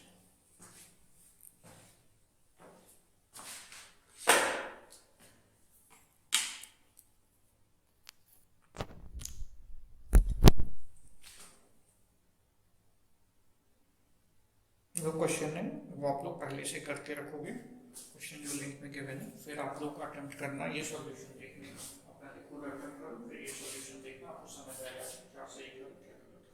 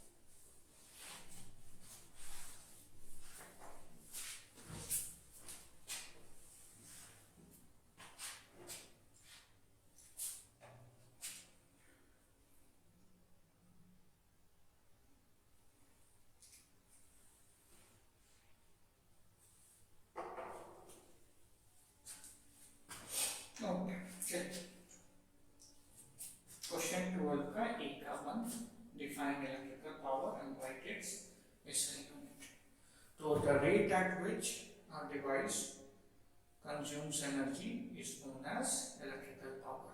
मतलब power आपका भी इसमें तो power का जो general definition है, ये क्वेश्चन नंबर 12 power का जो general definition है वो है energy by time.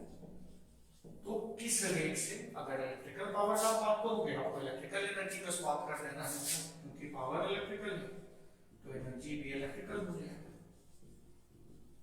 तो the rate at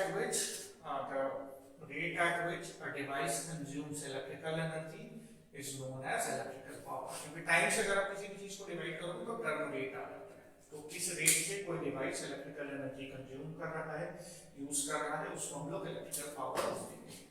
ओके, ऐसा यूनिट पावर का ऐसा यूनिट एनर्जी बाय टाइम है या वर्क बाय टाइम है तो जूल बाय सेकंड हो जाएगा. तो ऐसा यूनिट है इसका यूनिट.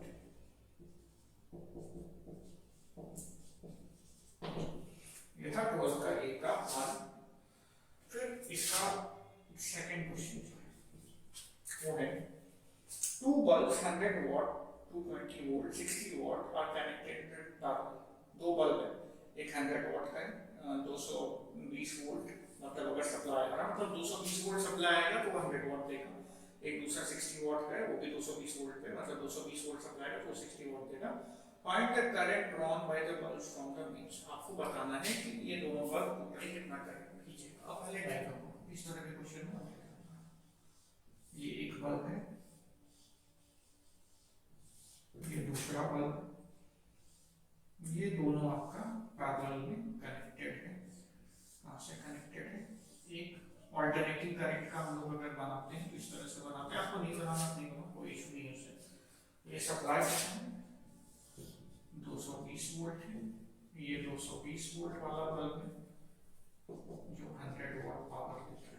ये 220 वोल्ट वाला बल्ब है जो 60 वॉट पावर देता है. ठीक है, ये बेसिक डायग्राम हो गया. आपको की लगा सकते हो उसमें. कितना ये टोटल करंट खींचेगा, मतलब इसमें कितना करंट जाएगा, इसमें कितना करंट जाएगा. आप I1 निकाल लो, आप I2 निकाल लो, दोनों को ऐड कर दो, टोटल करंट आ जाएगा. तो क्योंकि 220 वोल्ट सप्लाई हो रहा है तो कोई इशू नहीं है. यहाँ भी 220 वोल्ट आप लगा सकते हो. 220 वोल्ट यहाँ भी मिल रहा है, सप्लाई ही उतना है तो कोई दिक्कत ही नहीं. इसमें भी 220 वोल्ट सप्लाई आ रहा है. तो बल्ब 1 कितना वॉट वाला, 100 what. 100 watt power is equal to 100 watt, voltage is equal to 220 volt, P is equal to V into I. Power का वर्किंग फॉर्मूला है V into I, I square R, ये सब क्या है, V into I square R, V square upon I square into R, V square upon. यहाँ पे V into I use करेंगे क्योंकि हमें करंट चाहिए. तो I1 कर देते हैं इसको और P1 कर देते हैं. वोल्टेज सेम है, वोल्टेज को वही रहने तो P1 है V है 220, I1 है आपका, I1 कैलकुलेट करना है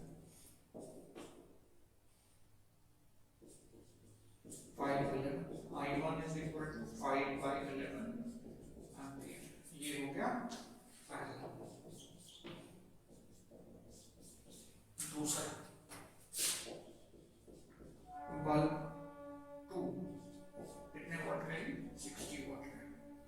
तो P1 is equal to P2 is equal to 60 watt, V is equal to 220 volt and I2 to calculate करते हैं. तो फिर से P2 is equal to V into I2, I2 is equal to P2 upon V, P2 है आपका 60, ये है 220, 3/11, 3/11. ठीक है, तो अब टोटल करंट पैरेलल में टोटल करंट दोनों का सम. अरे ये इसमें जा रहा है कितना करंट, 5/11, इसमें जा रहा है 3/11. ऑब्वियसली ये जो टोटल जाएगा तो ये दोनों का सम होगा. तो I is equal to I1 plus 3/11, sorry just order that 5/11 plus 3/11 is equal to 8/11. Solve करो, मतलब 8/11 आंसर है, डिवाइड करके बता सकते हो. ओके, ये था आपका 12 का 1 वॉट. इसमें आपको और करके एक और क्वेश्चन दिया है, आराम से उसको डिस्कस करेंगे.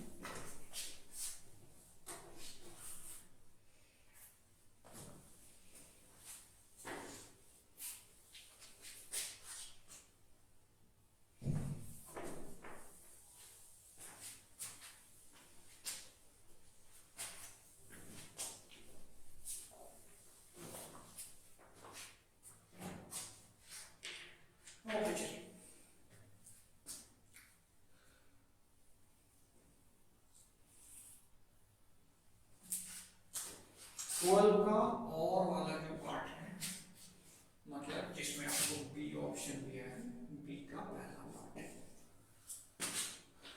8 Joule's law of heating express it mathematically when an appliance, पहला state Joule's law of heating. तो जूल्स लॉ ऑफ हीटिंग जो है वो बात करता है अगर किसी रेजिस्टेंस करंट पास किया जा रहा है तो उसमें कितना हीट प्रोड्यूस होगा। तो Joule's law of heating states that the heat produced in a resistor या resistance is proportional to the square of current is proportional to the resistance and is proportional to the time। मतलब अगर किसी resistance से आप कुछ current pass करवा रहे हो तो उस रेजिस्टेंस में जो हीट प्रोड्यूस होगा वो प्रोपोर्शनल है, जितना करंट आप भेज रहे हो उसके स्क्वायर पे, वो प्रोपोर्शनल है रेजिस्टेंस के, और वो प्रोपोर्शनल है कितने देर तक आप करंट सप्लाई कर रहे हो उसे। ठीक है, मतलब स्टेटमेंट में ये इस तरह से होगा, the heat produced in a resistor is directly proportional to the square of current passing through it is direct and comma directly proportional to the resistance of the resistance of the device या resistor and also directly proportional to the time for which the current is supplied। ठीक है, ये हो गया। अब इसका अगर आपको फॉर्मूला वाइज लिखना है तो इन दोनों को कंबाइन करके हो जाएगा h is equal to i square RT, expression या फॉर्मूला, ये अगला पार्ट है इसका। एक्सप्रेस करना है, एक्सप्रेस थोड़ा लैंग्वेज हम लोग के नेम पूछता है, बस नाम लिख देना होगा, स्टेट बोल रहा है तो उसका स्टेटमेंट लिख देना, एक्सप्रेस करने बोल रहा है फॉर्मूला तो बस उसका मतलब जो एक्सप्रेशन है वो लिखना है, डेरिवेशन वगैरह करने का आपको नहीं लिखना है, एक्सप्रेस करना होता है बस वो लिखना। तो h is equal to i square RT, ये हो गया आपका b का फर्स्ट पार्ट। b का सेकंड पार्ट देखो, a 5 ohm resistor is connected across a battery of 6 volt, calculate the energy that dissipates as heat in 10 seconds। Easy question, diagram बनाओ, इस तरह क्वेश्चन ठीक है बन जाएगा डायरेक्ट, वेरी गुड, आप फिर भी डायग्राम प्रैक्टिस करो, डायग्राम बना देना। 5 ओम रेजिस्टर है, बैटरी जो है वो 6 वोल्ट का है और आपने 10 मिनट तक इसको ऑन रखा है। डायग्राम कितना था, 5 ohm resistor 5 6 volt battery, 5 ohm resistor 6 volt battery, time है 10 सेकंड। ऊपर का फॉर्मूला है वो चाहो तो आप लगा सकते हो, चलो वही लगाते हैं, हीट प्रोड्यूस कुछ है ना, ऊपर वाला फॉर्मूला करते हैं, V दिया हुआ है R दिया हुआ है, तो आप क्या करोगे यूजिंग ओम्स लॉ, आप डायरेक्टली कर सकते हो दूसरे फॉर्मूला से, बट मैं इससे बताऊंगा यूजिंग ओम्स लॉ, ताकि आपको use law of heating, ohm's law जब आप यूज करोगे V is equal to IR हो जाएगा, I is equal to V upon R होगा, V कितना है आपका 6 है और R कितना है 5, I is equal to 6 by 5 ampere. ठीक है, अब आपको क्या आ गया है, I आ गया, R आपको गिवन नहीं है ऑलरेडी, T आपको गिवन है, H is equal to I square RT। आप स्टेटमेंट लिख दें using Joule's, Joule's law of heating, H is equal to I square RT, H is equal to I कितना है आपका, I है, I आया 6 by 5, जो मैंने मीटर स्क्वायर किया उसका स्क्वायर है, R है आपका 5, टाइम है 10 सेकंड। ठीक है, सारा ऐसा ही नहीं, कुछ कन्वर्ट नहीं करना, 36 बाय 5 into 5 लिख रहा हूँ, कट करने में आसानी होगा, ये था 36 into 2 72 जूल, ओके, सारा कुछ हमने ऐसा ही लिया, आंसर बन जाएगा। तो हीट प्रोड्यूसेस 70 जूल। ओके, ये था आपका 12 का भी। 13 देखते हैं, क्वेश्चन नंबर 13 देखो आप,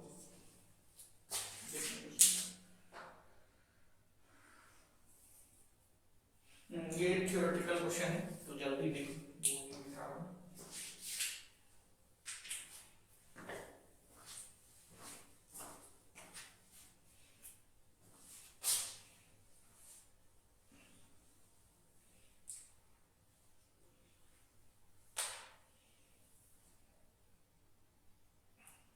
okay, question number 13 A, name the group of organisms which form in the first trophic level of all food chain via the course। First trophic level किसी भी फूड चेन में अगर होगा तो वो ऐसे ऑर्गेनिज्म से शुरू होकर जो फोटोसिंथेसिस कर सकता है, ठीक है। मतलब क्यों? क्योंकि वो मतलब प्रोड्यूसर चाहिए ना वहां पे, प्रोड्यूसर बोले तो वो जो सनलाइट को यूजेबल फॉर्म में कन्वर्ट कर सके। तो वहां पे आपका हमेशा first trophic level in all food chain is always made up of producers.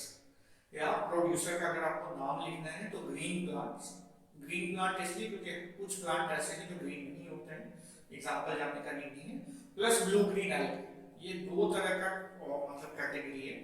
कुछ एल्गी वैसा है जो फोटोसिंथेसिस कर सकता है, कुछ प्लांट वैसा है जो फोटोसिंथेसिस नहीं कर सकता। तो प्रोड्यूसर में ऑल प्लांट्स नहीं आएगा। ओके, आप क्वेश्चन का आंसर दे रहा हूं, मैं घुमाने का नहीं है। Name the group of organisms which form in the first trophic level of what all food chain. तो first trophic level of all food chain is made up of producers because question why भी है, why are they called so, क्यों उनको producer कहा जाता है? Because these organisms, these group of organisms can convert sunlight into usable form of energy. Sunlight को usable form, by usable form of energy for other organisms. ये sunlight को usable form glucose starch में convert कर देते हैं ताकि उसको दूसरा organism use कर सके। Okay. ये था आपका 13 का। Why are the human beings most adversely affected by biomagnification? Human beings biomagnification से सबसे ज्यादा affect क्यों होता है? ओके, तो पहला चीज तो क्वेश्चन ये है कि बायोमैग्निफिकेशन अफेक्ट क्यों होता है? बायोमैग्निफिकेशन है विच डिस्कस करते हैं क्या है बायोमैग्निफिकेशन। ये जो एक एग्जांपल लेते हैं डीडीटी वाला, मच्छर है, ठीक है, मच्छर ऐसी बनेगा, मेरा जो डायग्राम मारो वाला बनेगा वो सारा अमीबा ही है, कुछ मच्छर रहे, कॉकरोच रहे, आदमी रहे, और लगभग सब अमीबा दिखेगा। तो मच्छर पे अगर आपने डीडीटी का छिड़काव किया है, डीडीटी आपने स्प्रे किया है, जो कोई केमिकल आपने स्प्रे किया है, लेट्स से कुछ मच्छर मर गया है, कुछ मच्छर सर्वाइव कर गया, उस तरह का डीडीटी स्प्रे किए हुए मच्छर को लेट्स से कुछ मछली खा ली, मछली पे अभी बाढ़ जैसी लगेगी, मछली की स्टाइलिश लग गई है, ओह माय गॉड। ओके, तो ये मच्छर है भाई साहब, अंदर का कलाकार जाते हैं, तो मछली जो है वो मान लो इस तरह के 100 इन्फेक्टेड मॉस्किटो को, जिसके ऊपर डीडीटी पड़ा है, उस तरह के 100 इन्फेक्टेड मॉस्किटो को मछली खा ली। तो अगर मछली इस तरह के इन्फेक्टेड मॉस्किटो को खाएगी तो उसमें डीडीटी का अमाउंट 100 टाइम्स मल्टीप्लाई हो जाएगा। अब इस मछली को मान लो क्रेन खाता है, क्रेन तो बनेगा नहीं, क्रेन मतलब वो बगुला वाला क्रेन जैसे लोग उठाते हैं, वो मछली को खा नहीं सकता, ठीक है। तो क्रेन जो है वो बगुला जो है वो मछली को अगर खाता है तो वो अपने लाइफ टाइम में इस तरह की इन्फेक्टेड मछली जिसने 100 मच्छर खाया है, वो मान लो अपने लाइफ टाइम में 100 मछली जो है इस तरह की मछली को खा सकता है। और अगर कोई आदमी आप एक काम करो, बिगर फिश कर दे, क्रेन को जानते हो, ये स्मॉल फिश है आपकी, फिर इस तरह की स्मॉल फिश को 100 बिग फिश ने खाया, और कोई फिशरमैन है जिसका डाइट मेन डाइट ही अगर मछली है, तो वो इस तरह की ये एकदम खतरनाक फिशरमैन, तो ये जो फिशरमैन है ये इस तरह के 100 बिग मछली को खा सकता है। तो अब अगर यहाँ पे डीडीटी का अमाउंट x गया, इसमें गया था x, मॉस्किटो में गया था, ये यहाँ पे 100x हो गया, और ये यहाँ पे 100 into 100 10 power 4x हो गया, और ये यहाँ पे 10 power 4 से फिर 100 मल्टीप्लाई हुआ 10 power 6 times x हो गया, मतलब 10 power 6x हो गया। तो ये डीडीटी का जो अमाउंट है ये ट्रॉपिक लेवल में ऊपर आते आते इसका जो कंसंट्रेशन है वो काफी बढ़ गया। कैसे बढ़ा? वापस मच्छर पे तुमने डीडीटी मारा किसी भी वजह से, तो वेरिएशन में कुछ है, उतना जानना नहीं है, मच्छर कुछ 100 मच्छर जो मार भी गया तो उसको मान ले मछली ने खा लिया, फिर 100 मच्छर मछली ने खाया, छोटी मछली ने खाया, कोई बड़ी मछली अपने लाइफ टाइम में वो इस तरह की 100 छोटी मछली को खाएगी, कोई फिशरमैन तो मेन डाइट अगर उसका मछली है, इस तरह की वो इन्फेक्टेड 100 मछली को अपने लाइफ टाइम में खा सकता है। और अगर वो 100 इस तरह की इन्फेक्टेड मछली को खा रहा है तो overall x into 100 into 100 into 100 करेंगे तो यहाँ पे 3 टाइम्स होगा, तो 10 power 6 टाइम्स जो भी केमिकल मॉस्किटो में गया था वो यहाँ पे मैग्नीफाई हो गया। मतलब लिविंग ऑर्गेनिज्म में, ये समझो, लिविंग ऑर्गेनिज्म में जैसे जैसे आप ट्रॉपिक लेवल में ऊपर मूव कर रहे हो, हार्मफुल केमिकल्स का अमाउंट जो है वो बढ़ता जा रहा है। बायो लिविंग मैग्निफिकेशन बढ़ रहा है। तो लिविंग ऑर्गेनिज्म में the increase in concentration of harmful chemicals as we move from one trophic level to the another is known as biomagnification. तो ऑब्वियस है कि जो जितना ऊपर रहेगा उसमें बायोमैग्निफिकेशन उतना ज्यादा होगा। तो ये ह्यूमन के लिए हार्मफुल क्यों है? क्योंकि ह्यूमन फूड चेन में अक्सर टॉप पे रहता है, human most of the time food chain में टॉप पे। तो अब अगर ह्यूमन टॉप पे तो उसमें जो हार्मफुल केमिकल है उसका अमाउंट बहुत ज्यादा बढ़ेगा। अगर हार्मफुल केमिकल का अमाउंट बहुत ज्यादा बढ़ेगा तो उसमें जो डैमेज दिखेगा वो भी ज्यादा होगा। तो ये है आपका आंसर।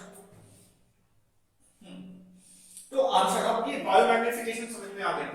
आंसर जो है प्रॉपर आंसर, मतलब इसका आंसर जो आप लिखोगे इतना डिटेल में आपको लिखना नहीं, मुझे लगा बायोमैग्निफिकेशन आपको समझाना चाहिए तो इसे मैंने समझा दिया।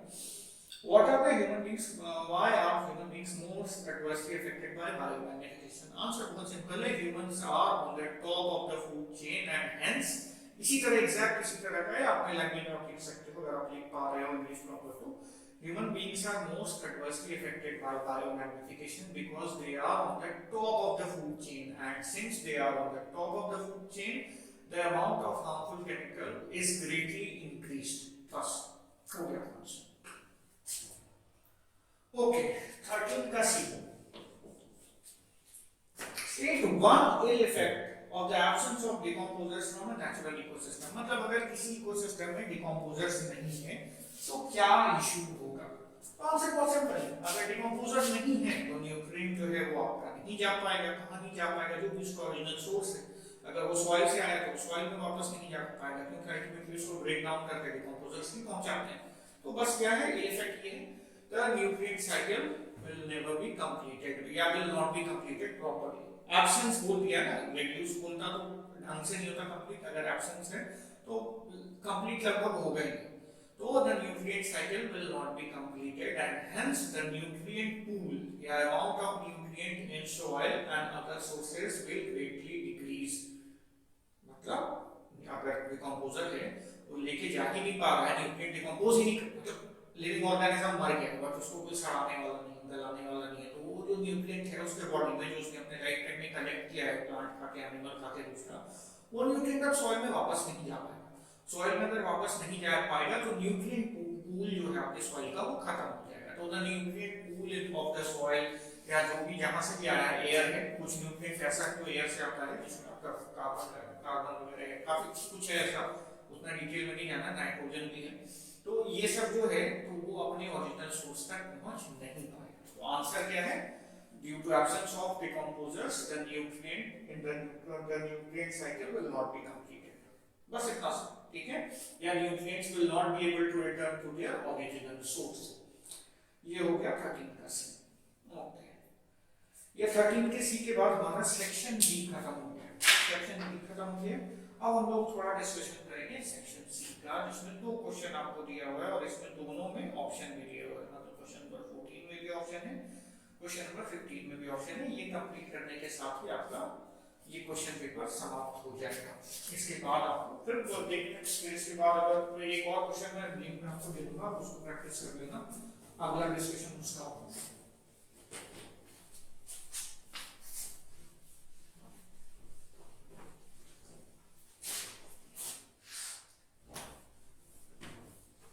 देख लो क्वेश्चन नंबर 14 देखो, सेक्शन सी क्वेश्चन नंबर 14 पहला था।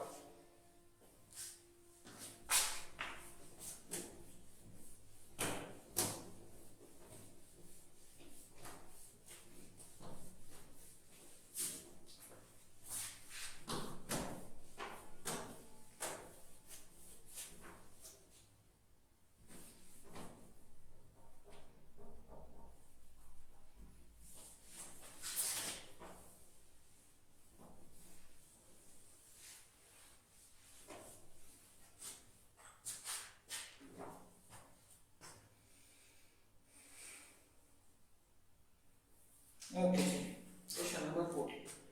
The mechanism by which the sex of an individual is determined is called sex determination। मतलब जिस तरह से सेक्स इंडिविजुअल का मतलब वो मेल होगा या फीमेल होगा, जिस तरह से डिटरमाइन होता है उसको सेक्स डिटरमिनेशन कहते हैं। तो ह्यूमन में जेनेटिकली डिसाइड होता है, ठीक है? कुछ में, कुछ और ऑर्गेनिज्म में ये जेनेटिकली डिसाइड नहीं होता है। अरे ये डिटेल आप लोगों को पता है, इसको पढ़ो। 46 पेयर है, मतलब 46 क्रोमोसोम है, 23 पेयर है, जिसमें 23 पेयर जो है वो बॉडी फीचर कंट्रोल करता है, जिसको सोमैटिक जानो बॉडी फीचर कंट्रोल करता है। और जो दो पेयर है, दो दो पेयर नहीं, दो जो बचा हुआ क्रोमोसोम है मतलब 44 बॉडी फीचर कंट्रोल करेगा, एक पेयर जो बच रहा है या दो जो बच रहा है वो सेक्स डिसाइड करेगा कि बेबी मेल होगा या फीमेल होगा। तो इसमें दो कैटेगरी है एक्स और वाई, ये सब आप लोग ध्यान में पड़ेगा। ठीक है, अब ये एक्स और वाई कौन किससे फ्यूज करता है इसके बेसिस पर डिसाइड होता है कि चाइल्ड मेल होगा या फीमेल होगा। Why is pair of sex chromosome called a mismatched pair in the term of type and size? Okay, हाँ, तो अब क्या है कि क्वेश्चन आपसे ये पूछा गया है कि why is a pair of sex chromosome in human beings called a mismatched pair in terms, अच्छा क्वेश्चन है, mismatched pair in terms of type and size।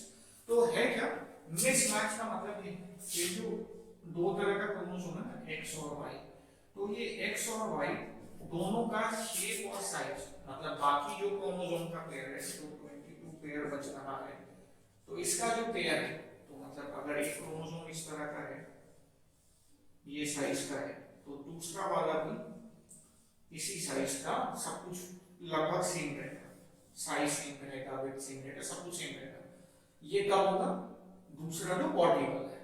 But अगर मतलब फीमेल है, जैसे फीमेल में एक सेक्स क्रोमोसोम होता है तो एक सेक्स अगर है तब तो कोई दिक्कत ही नहीं है, दोनों सेम है। बट जो मेल होता है, मेल में एक एक्स होता है और एक वाई होता है, तो एक्स और वाई का साइज और मतलब साइज भी डिफरेंट रहता है, हाइट वगैरह मतलब हाइट भी डिफरेंट रहता है, वेट वगैरह लुक वगैरह सब डिफरेंट रहता है। तो इसलिए आपको आंसर जो लिखना है इसका आंसर ये है, पहले क्वेश्चन एक बार प्रॉपर देखने दो वापस।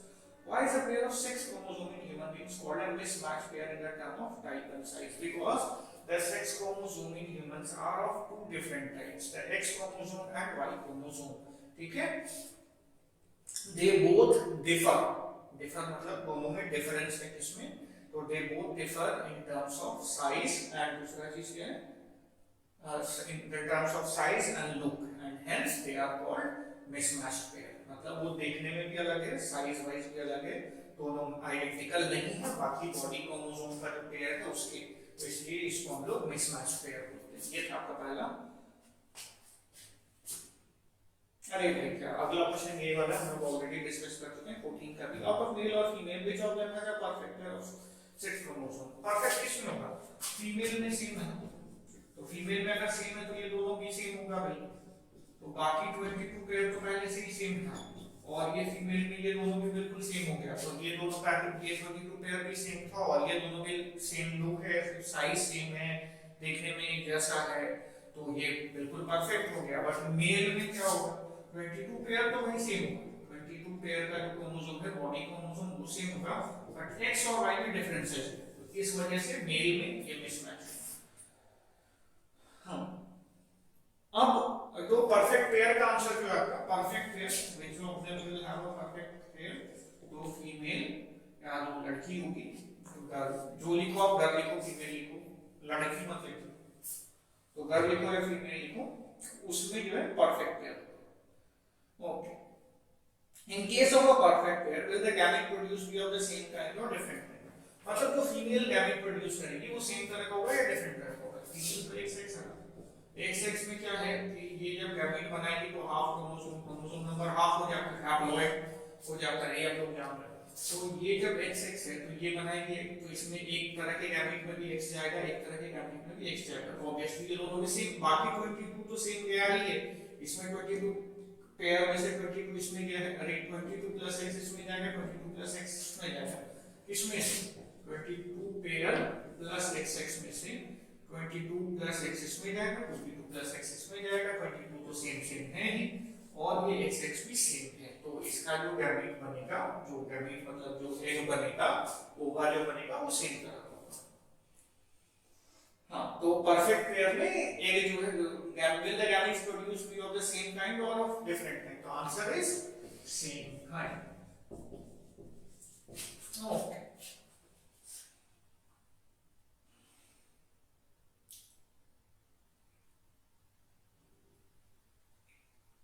ये था आपका क्वेश्चन नंबर 14। 14 में फिर और करके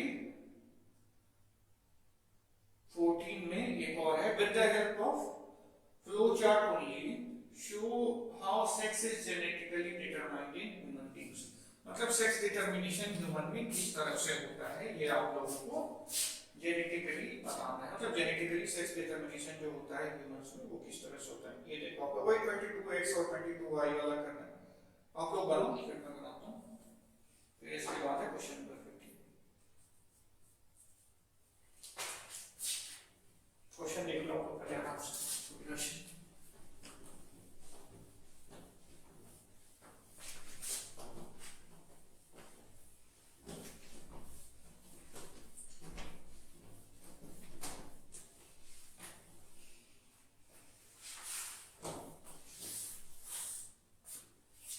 तो ये ध्यान देना आपको क्वेश्चन पेपर में हिंदी में रखा है, मैंने डेट आउट कर दिया।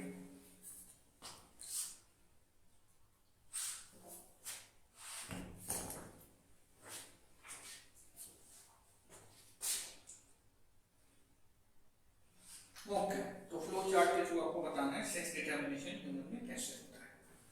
तो पहला तो ये है मेल फीमेल, पेरेंट लिख देते हैं, मेल पेरेंट और मेल पेरेंट का जो आपका क्रोमोसोम होगा वो 23 पेयर प्लस क्या होगा, डिफरेंट होगा तो XY। फीमेल पेरेंट में 22 pair plus XX। Next step क्या होगा इनका, नेक्स्ट स्टेप होगा इनका गैमेट फॉर्मेशन। तो जब ये गैमेट आएगा 22 प्लस X 22 प्लस Y, दो तरह का गैमेट मेल बना सकता है। जो फीमेल गैमेट बनाएगी 22 प्लस X और 22 प्लस X, दोनों जो है वो सेम तरह का बनेगा। ठीक है,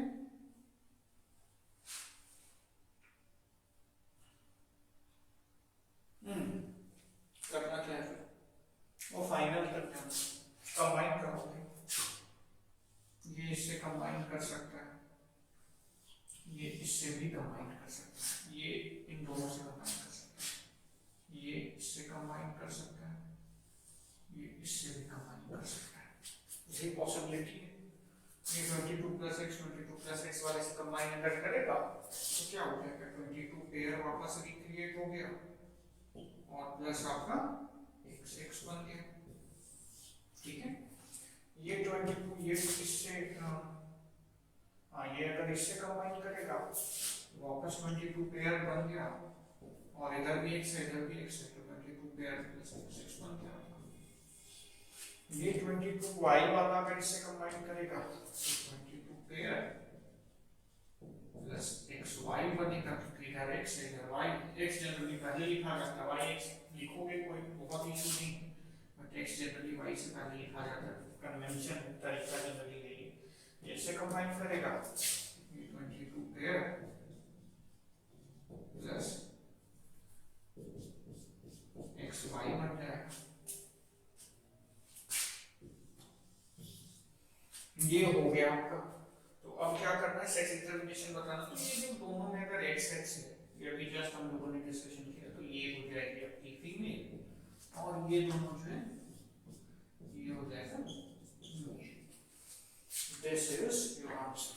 ये था sex determination in human beings. Okay, चलिए ये था आपका क्वेश्चन नंबर 14। क्वेश्चन 15 देख लेते हैं, दो है खत्म करना।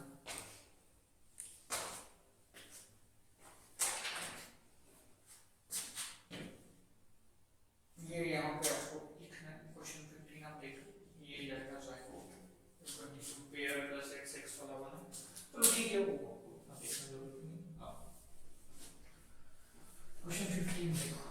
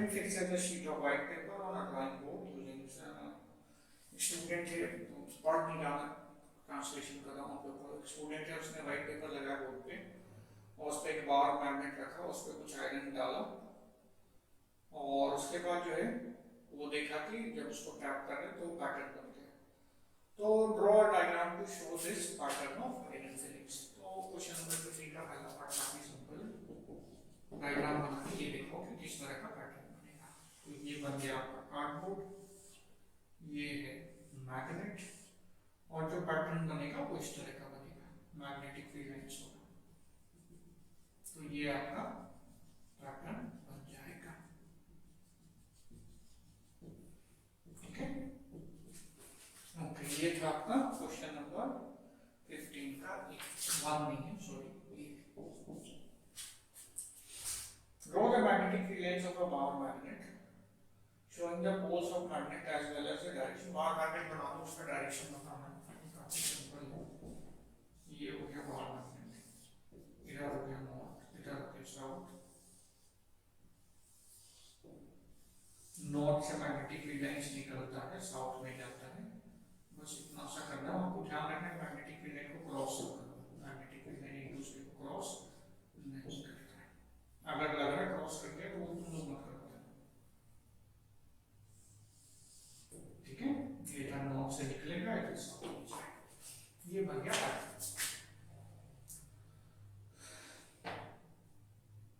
how is that direction of magnetic field at the point determined using the field lines why do two magnetic field lines do not how is the direction of magnetic field at a point determined using the field lines तो field line से मतलब magnetic field का direction आप कैसे बताते हो field line के through तो मैग्नेटिक फील्ड लाइन नॉर्थ से शुरू हो रहा होता है साउथ पे खत्म होता है तो उसी के थ्रू आपको डायरेक्शन पता चल जाता है मैग्नेटिक फील्ड का तो मतलब एक नॉर्थ पोल लगा रखो और नॉर्थ पोल को अगर आप यहाँ पे छोड़ दोगे तो वो जिधर भागेगा वही देगा डायरेक्शन किसका मैग्नेटिक फील्ड लाइन तो एक नॉर्थ पोल लाके रखो मैग्नेटिक फील्ड लाइन को देखो किधर भाग रहा है या आप कंपास लाके रखो और उसका देखो नॉर्थ पोल किधर पॉइंट कर रहा है जिधर नॉर्थ पोल पॉइंट कर रहा है वही मैग्नेटिक फील्ड लाइन का डायरेक्शन है why do magnetic field lines do not cross each other अगर मैग्नेटिक फील्ड लाइन एक दूसरे को क्रॉस करेगा तो वहां पे रखा हुआ कॉम्पास एक ही टाइम में दो गिवन डायरेक्शन में पॉइंट कर सकता है और एक कॉम्पास दो गिवन डायरेक्शन में पॉइंट नहीं कर सकता है तो इसलिए ये पॉसिबल नहीं है मतलब अगर मैग्नेटिक फील्ड लाइन एक दूसरे को क्रॉस करेगा तो वहां पे अगर आप एक कॉम्पास रखोगे तो उसके पास दो ऑप्शन है इधर भी पॉइंट कर सकता है इधर भी पॉइंट कर सकता है ये नहीं हो सकता कॉम्पास किसी एक ही डायरेक्शन में पॉइंट करेगा इसलिए मैग्नेटिक फील्ड लाइन एक दूसरे को क्रॉस नहीं करेगा ओके ये था क्वेश्चन नंबर 15 का सी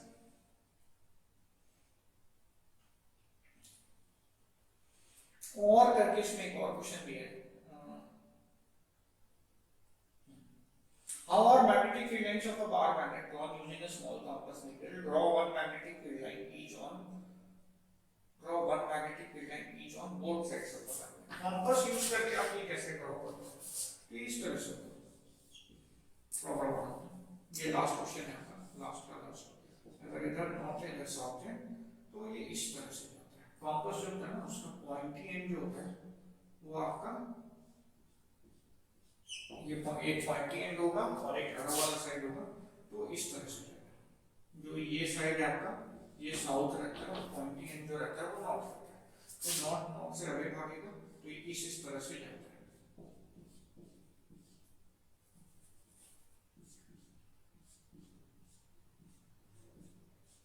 ठीक है और ये इस तरह से यहाँ बेंड नहीं करना है इसको